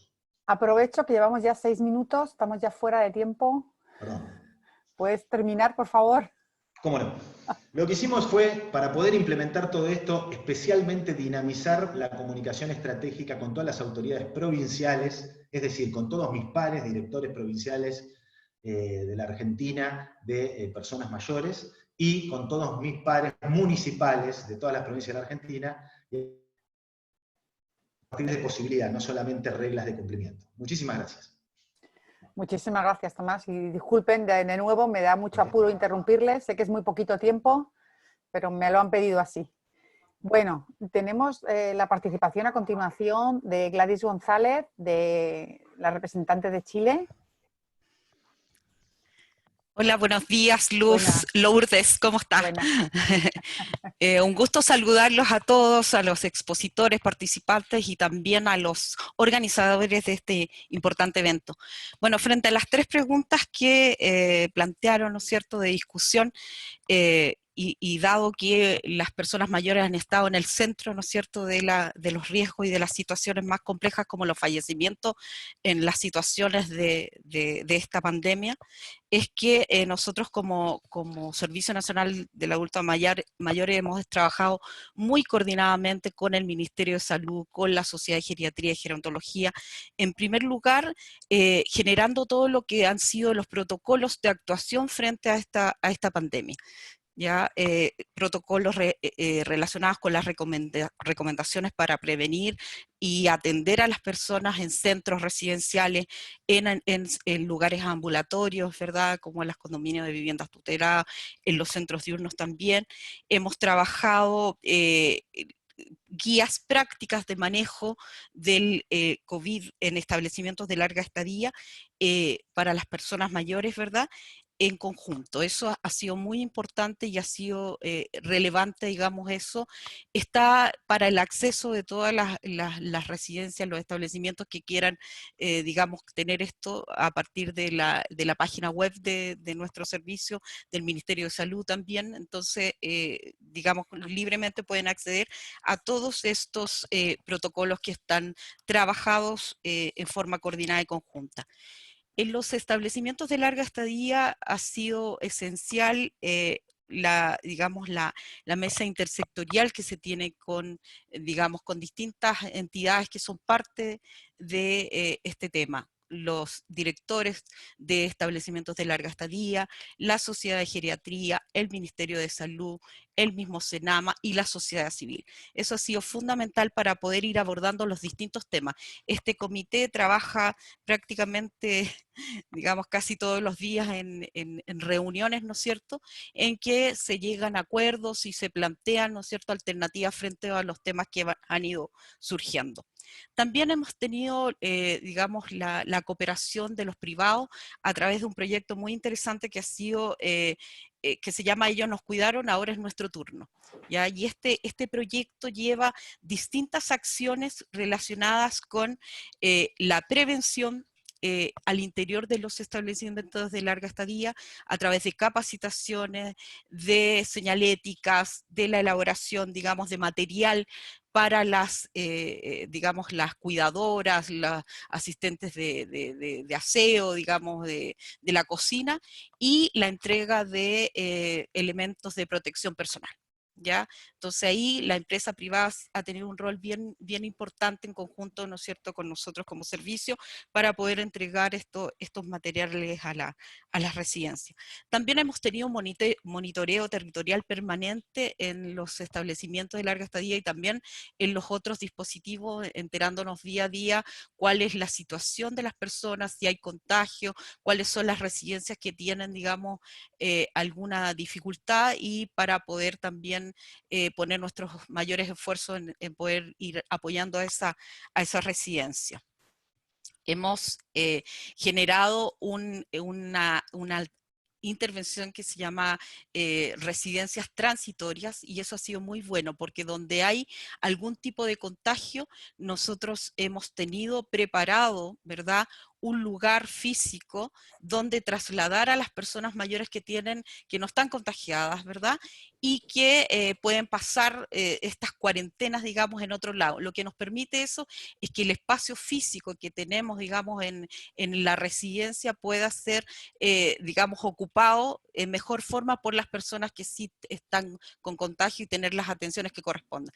Entonces estas residencias son como espejo, como en el fondo tienen el personal adecuado para atender a las personas que están sin contagio, pero en el otro lado se están atendiendo a las personas contagiadas que no requieren la atención de salud, porque ahí cuando se requiere atención de salud, claramente digamos, es salud quien opera, pero para eso estamos coordinados a través de referentes de salud en cada una de las regiones, y con ellos vamos determinando el paso de las personas, digamos, de las residencias a un lado o a otro, de acuerdo a lo que corresponda.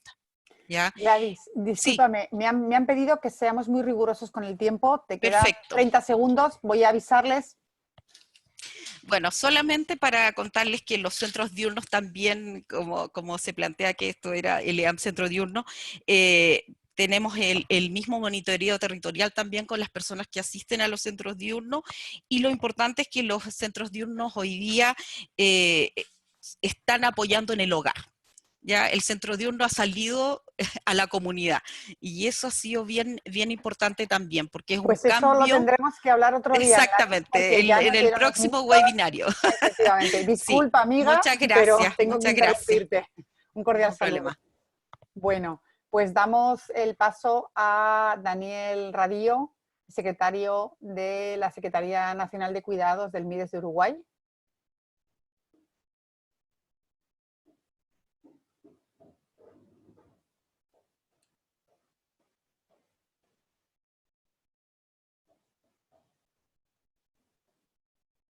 Sí, Daniel.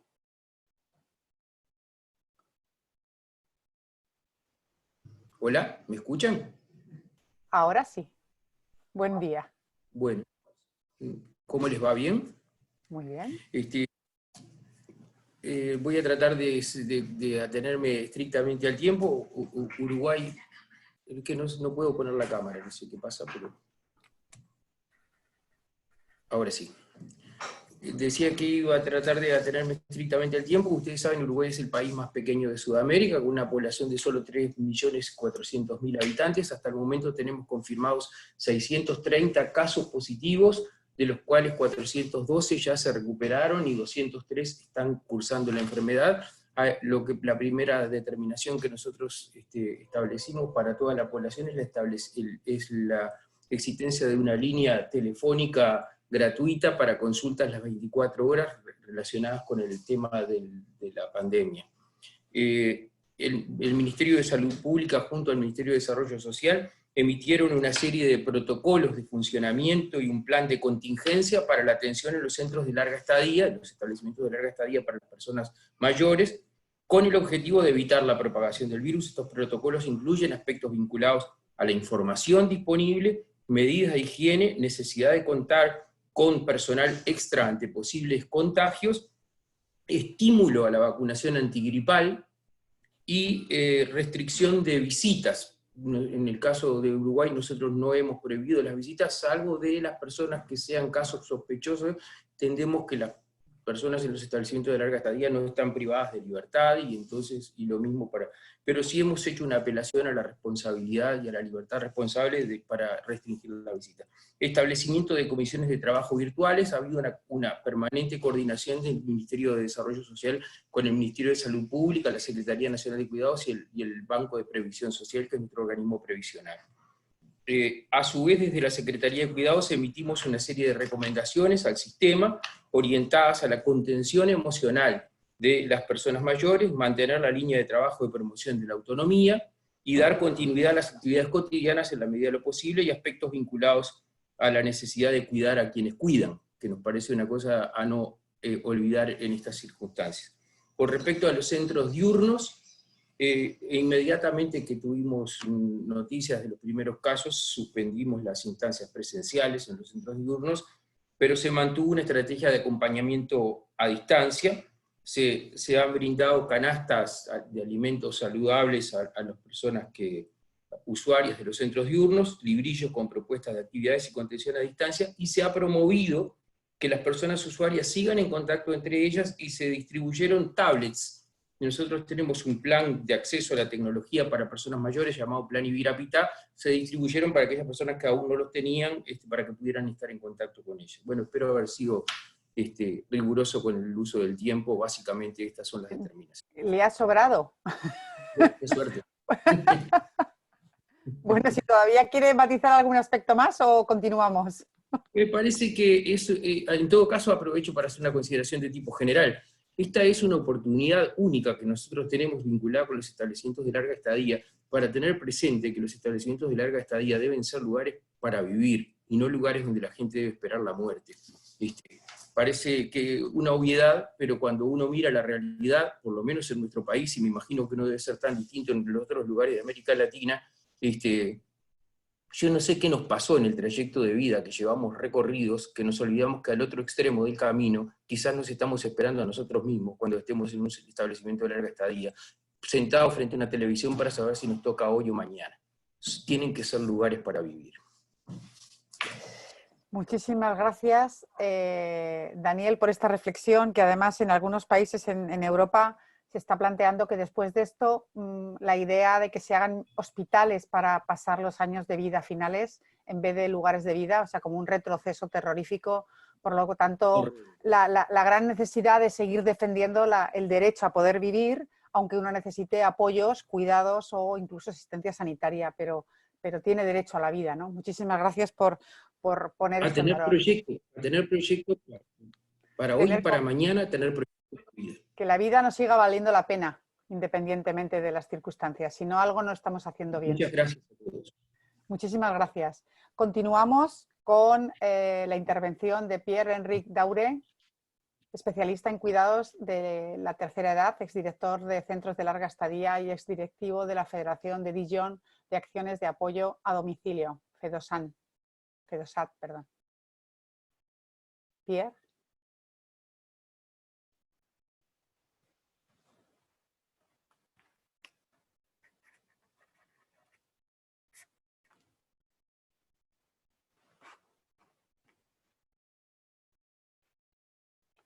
¿Sí? ¿Hay alguna dificultad con Pierre?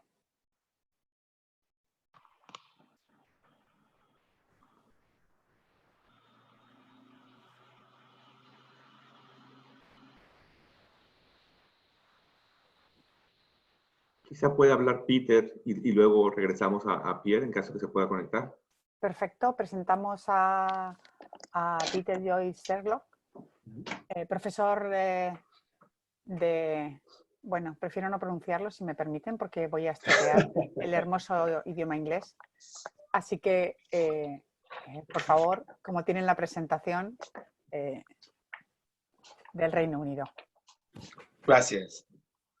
Buenos días. Como dijo Luis Miguel, participé como asesor experto para la guía técnica de la OMS sobre residencias y el COVID. Creo que gran parte de esa guía técnica tiene utilidad para América Latina, pero también existe la necesidad de un enfoque más específico para esa región. Por eso quisiera esbozar un marco estratégico que ha sido desarrollado con mis colegas de la región.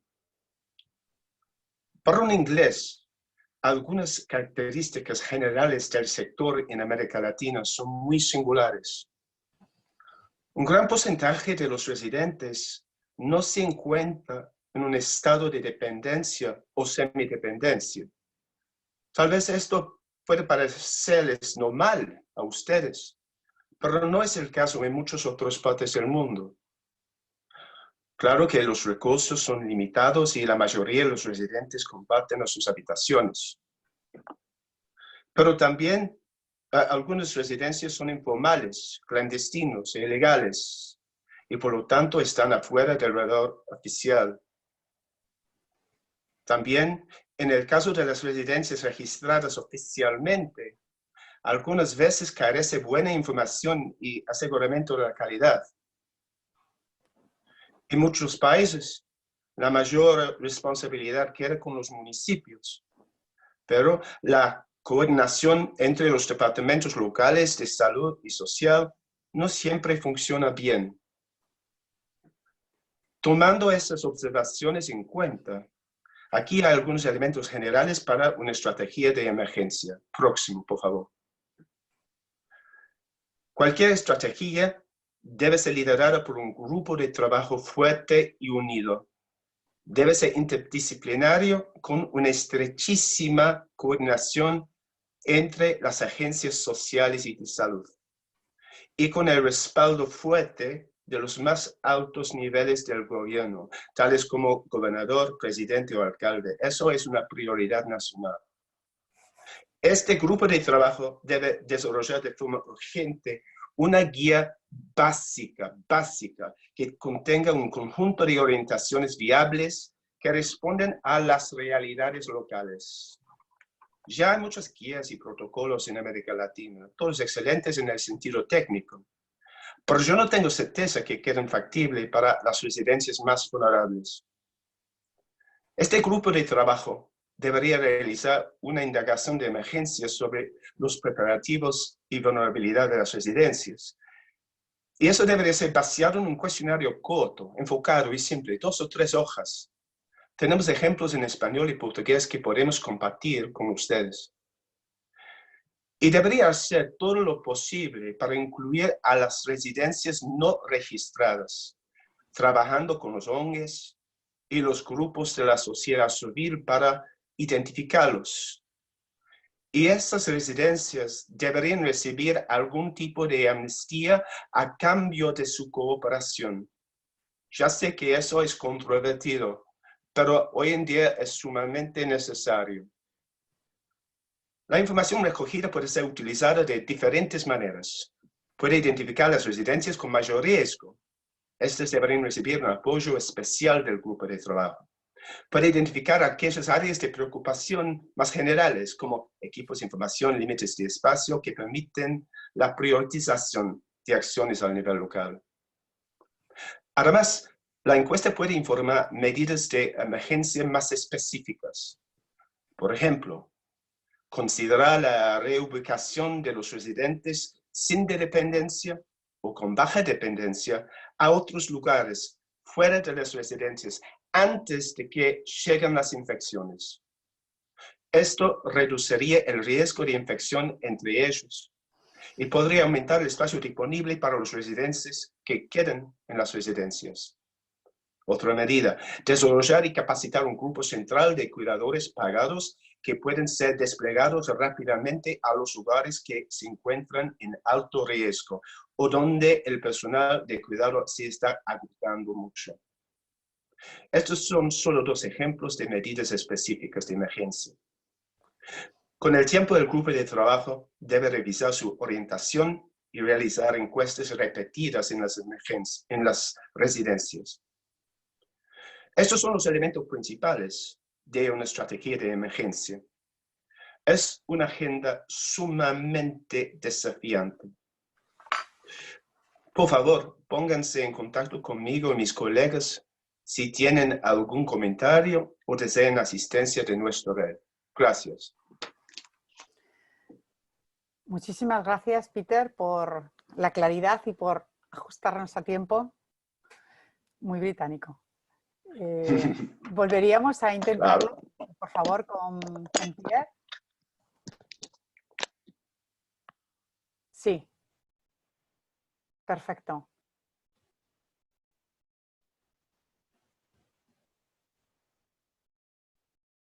¿Sí? Parece que estaba conectado, pero ahora mismo ahí estamos. ¿Nos escucha? Hello. ¿Aló? Hello, everybody. Buenos días, buenas tardes. For the invitation. I'm Pierre Oridor from France. I'm a professional from the care. And, I manage a lot of small units and care center and nursing homes in France. I want to thank Eurosocial and Alfonso Martinez for the invitation and all for your passion for my bad English. It's better for me in French. So I'm a professional from the nursing homes, and I belong to the different plans Alzheimer between 2000 and 2010. In France, we have 75,000 persons who have COVID-19 and 7,200 persons who live in nursing homes. I have the PowerPoint, can explain what happened for us in France. The situation in France, we have some recommendation from the ministry. They propose us to have in nursing home closed houses since the beginning of the nation. And since few days, we open for the visits the person in the nursing home, because when the old person, elderly person, don't have visits from their family, they have bad mood and not enjoy to stay in their rooms.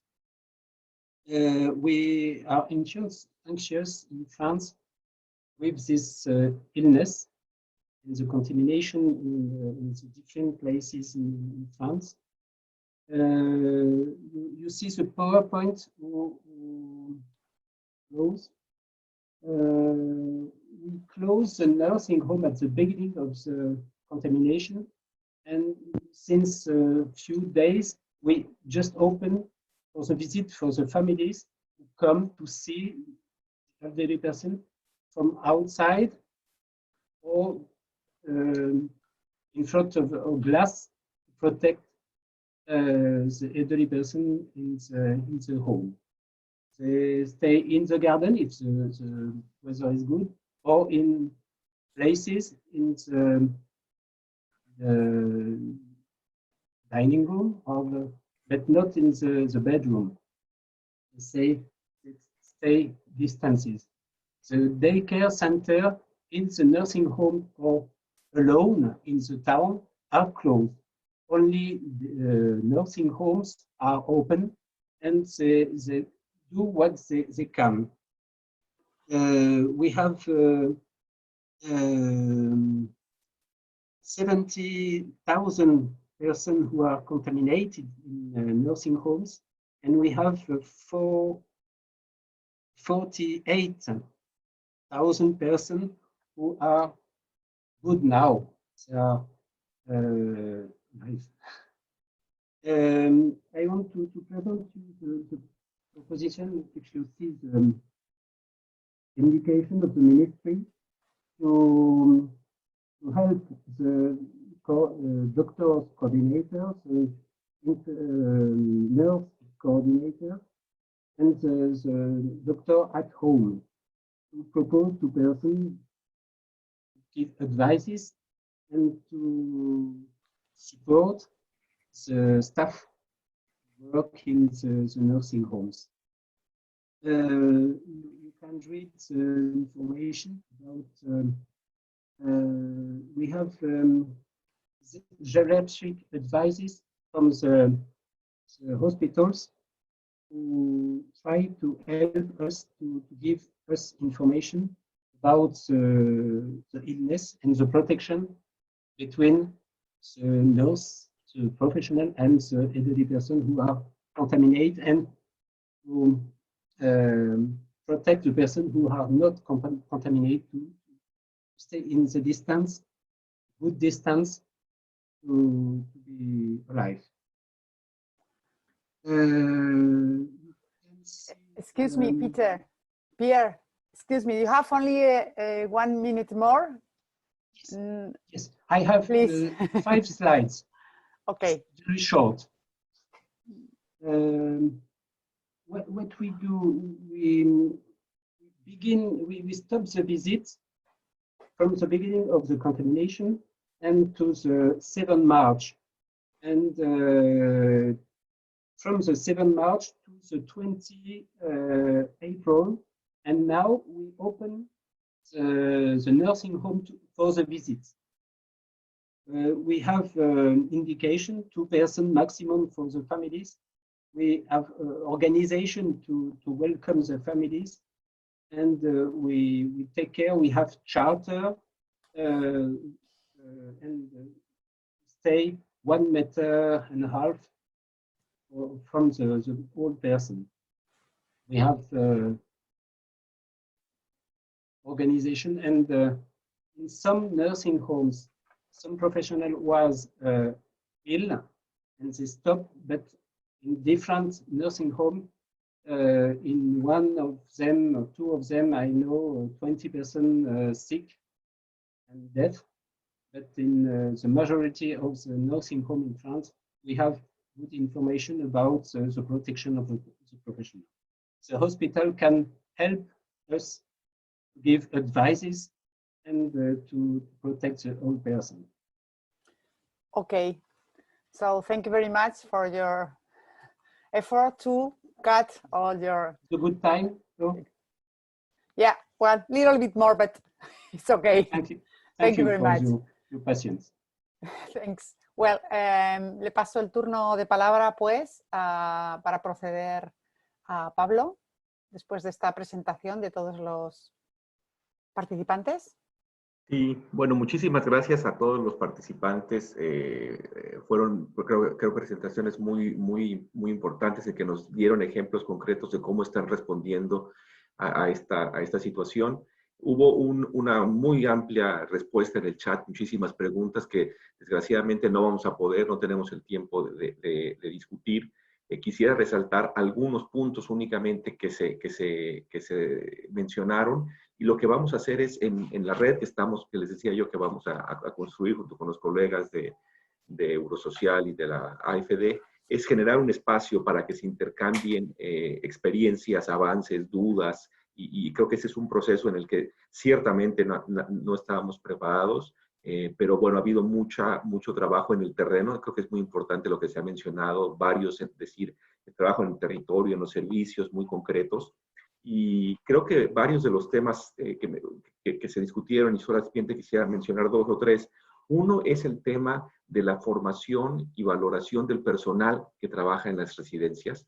Desgraciadamente en la región y bueno, en general en el mundo no son trabajos lo suficientemente valorados. Y si hemos visto en la agenda latinoamericana la importancia de valorar la tarea del cuidado, aquí la importancia de valorar, capacitar y realmente dar elementos para que las personas que cuidan puedan ser parte de la solución es un tema muy importante que me quisiera resaltar. Otro tema fundamental es cómo evitar que el distanciamiento, que el cierre de residencias, que ha sido una política, una primera respuesta bastante razonable, en principio, ver si realmente cuáles son los resultados y sobre todo cómo evitar que ese distanciamiento no se convierta en aislamiento y peores situaciones para los adultos mayores. Me pareció muy importante, muy interesante la experiencia uruguaya en la que se dice se restringen visitas, pero puede seguir habiendo visitas. Evidentemente, esta es una cuestión muy casuística, pero me parece muy relevante resaltar este tema porque sin duda que el simplemente aislar y dejar fuera puede complicar muchísimo más la situación, máxime tomando en cuenta todas las circunstancias que hay para, digamos, de falta de recursos humanos, como mencioné anteriormente, y también el tema de la falta de regulación. En muchísimos países, nosotros hemos estado trabajando en varios países y decimos, bueno, ¿cuáles son los centros de larga estadía? No se sabe exactamente cuántos hay, dónde están, y muchas veces se generan obviamente con las mejores intenciones y con buenos propósitos, pero si no hay una regulación central efectiva, ese es un tema que genera también problemas, ¿no? Estos son varios temas. Sí quisiera, antes de pasar la palabra a los colegas para el cierre, el enfatizar que vamos a tener otro webinar sobre varios, vamos a poder profundizar en varios de los temas que siguieron aquí. Pero bueno, muchísimas gracias. Paso ahora la palabra primero a Juan Manuel Santomé de Eurosocial. Gracias. No sé si me ven ¿O no? ¿El vídeo? Sí. ¿Sí? Todo bien. Sí. Ok. ¿Qué tal? ¿Cómo están? Buenas tardes desde acá a todas y todos. Bueno, lo primero es manifestarles el agrado y la alegría en realidad del programa Eurosocial por estar organizando junto con los colegas del BID, de la AFD, de la SISCA, que son parte del consorcio, este seminario, este webinario que verdaderamente es pertinente en estos momentos. Bueno, yo creo que el intercambio ha sido muy rico. Está habiendo ahí más de 370 participantes en este momento, lo cual es una maravilla. Y yo creo que esto va a generar también una ágora de reflexión compartida que es muy importante en estos momentos. Recogiendo algunas ideas, fuerzas y que han salido a lo largo de este interesante webinario, yo quisiera, bueno, destacar 3 o 4 ideas que, bueno, pues que me resuenan y las apuntaba, ¿no? Bueno, una idea importante es la importancia, ¿no? la clave que tiene la cooperación de la ciudadanía, ¿no? La corresponsabilidad, que la pandemia no es solamente una cuestión de los sistemas de salud o de los sistemas de cuidado, sino que también es una cuestión de todos, ¿no? Es una cuestión, y todas, es una cuestión de una respuesta solidaria por parte de la ciudadanía. Pero realmente para que esta respuesta se dé es necesario que construyamos sociedades cohesionadas, porque la solidaridad anida, digamos, en estas sociedades con entornos de cohesión, de pertenencia y de confianza. Esto es como una idea que me parecía importante destacar ahora en este momento de cierre. Una segunda que es, bueno, lo han comentado Lourdes y los expertos y las expertas que han hablado desde los distintos países, es la relevancia de la velocidad de la respuesta, ¿no? De la respuesta del virus, ¿no? Yo apuntaba acá, no permite respuestas lentas, ¿no? Y, por supuesto, las instituciones y las políticas públicas, pues, deben de adaptarse, ¿no? Estamos ante una crisis sanitaria que requiere agilidad y bueno, por lo tanto requiere versatilidad y respuesta ágil. Una tercera idea que me parecía interesante compartir con ustedes es, bueno, pues la importancia, ¿no? Ya se ha mencionado en algún momento, de que en este estadio, ¿no? de avance de la crisis sanitaria se produzcan estos espacios, que se abran estos espacios de intercambio de experiencias, ¿no? y de reflexión común y compartida, pues para dar respuestas coordinadas y medidas innovadoras, ¿no? a la crisis. Y en ese sentido, pues ponemos bueno, lo que es la plataforma del programa Eurosocial, que es nuestra razón de ser, es nuestro sentido de existir, digamos, justamente está basada en la hipótesis de conocimiento abierto como un vector, ¿no? para la mejora de las políticas públicas, para la cohesión social. En ese sentido, el programa Eurosocial, digamos, vamos a albergar también en nuestra web, ¿no? información que se ha estado intercambiando, información rica del propio chat, ¿no? que no ha podido ser compartida por completo durante el webinario. Y, por supuesto, estamos también a disposición para atender apoyos puntuales, ¿no? que puedan surgir en los distintos países para enfrentar esta crisis tan tremenda que estamos atravesando todos, ¿no? Bueno, yo querría, solo para cerrar, bueno, destacar la importancia de trabajar juntos, ¿no? Las instituciones. Es un momento de cooperar, la cooperación es clave. Cooperar con, como decía al principio, con la AFD, SISCA, BID, ¿no? con los países, ¿no?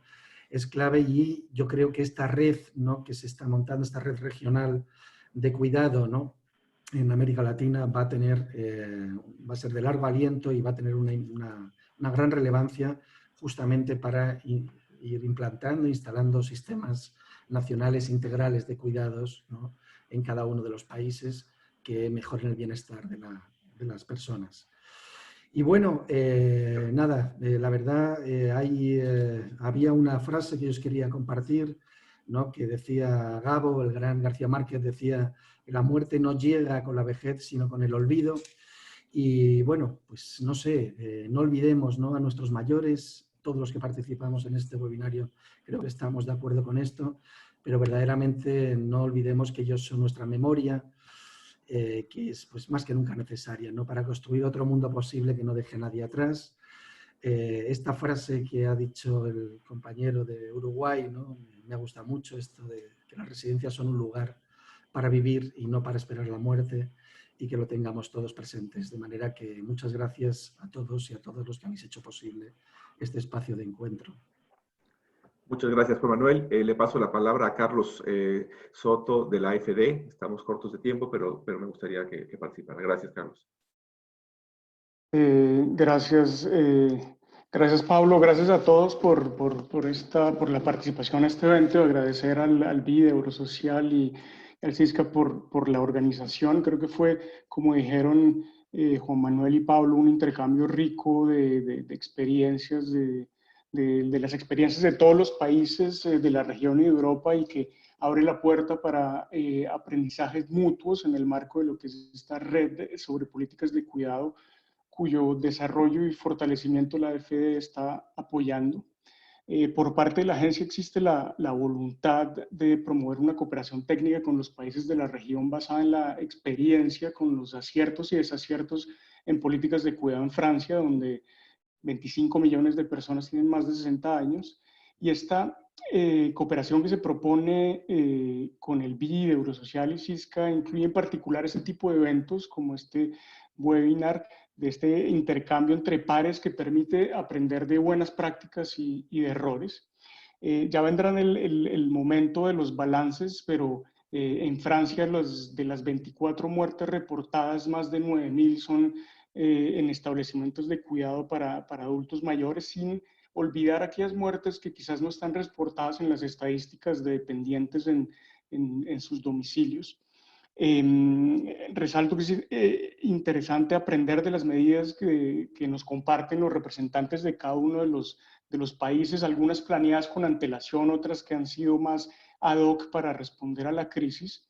Y rescato algo que dijo Lourdes, y es que esta crisis pone en evidencia la falla de nuestros sistemas de cuidado, y es quizás la ocasión para mejorar sobre lo construido o desarrollar lo que aún falta por hacer. Entonces, con esto termino. Gracias a todos. Pedirles que se cuiden y desde ya invitarlos al próximo webinario del 18 de mayo que tratará sobre el tema de la continuidad de los servicios de atención en el domicilio y los servicios de teleasistencia. Muchísimas gracias. Muchísimas gracias, Carlos. Muchísimas gracias a todos los participantes. Contamos con casi 400 personas conectadas hoy. Y bueno, estamos listos para el siguiente seminario y muchas gracias a todos de nuevo. Buen día y cuídense mucho.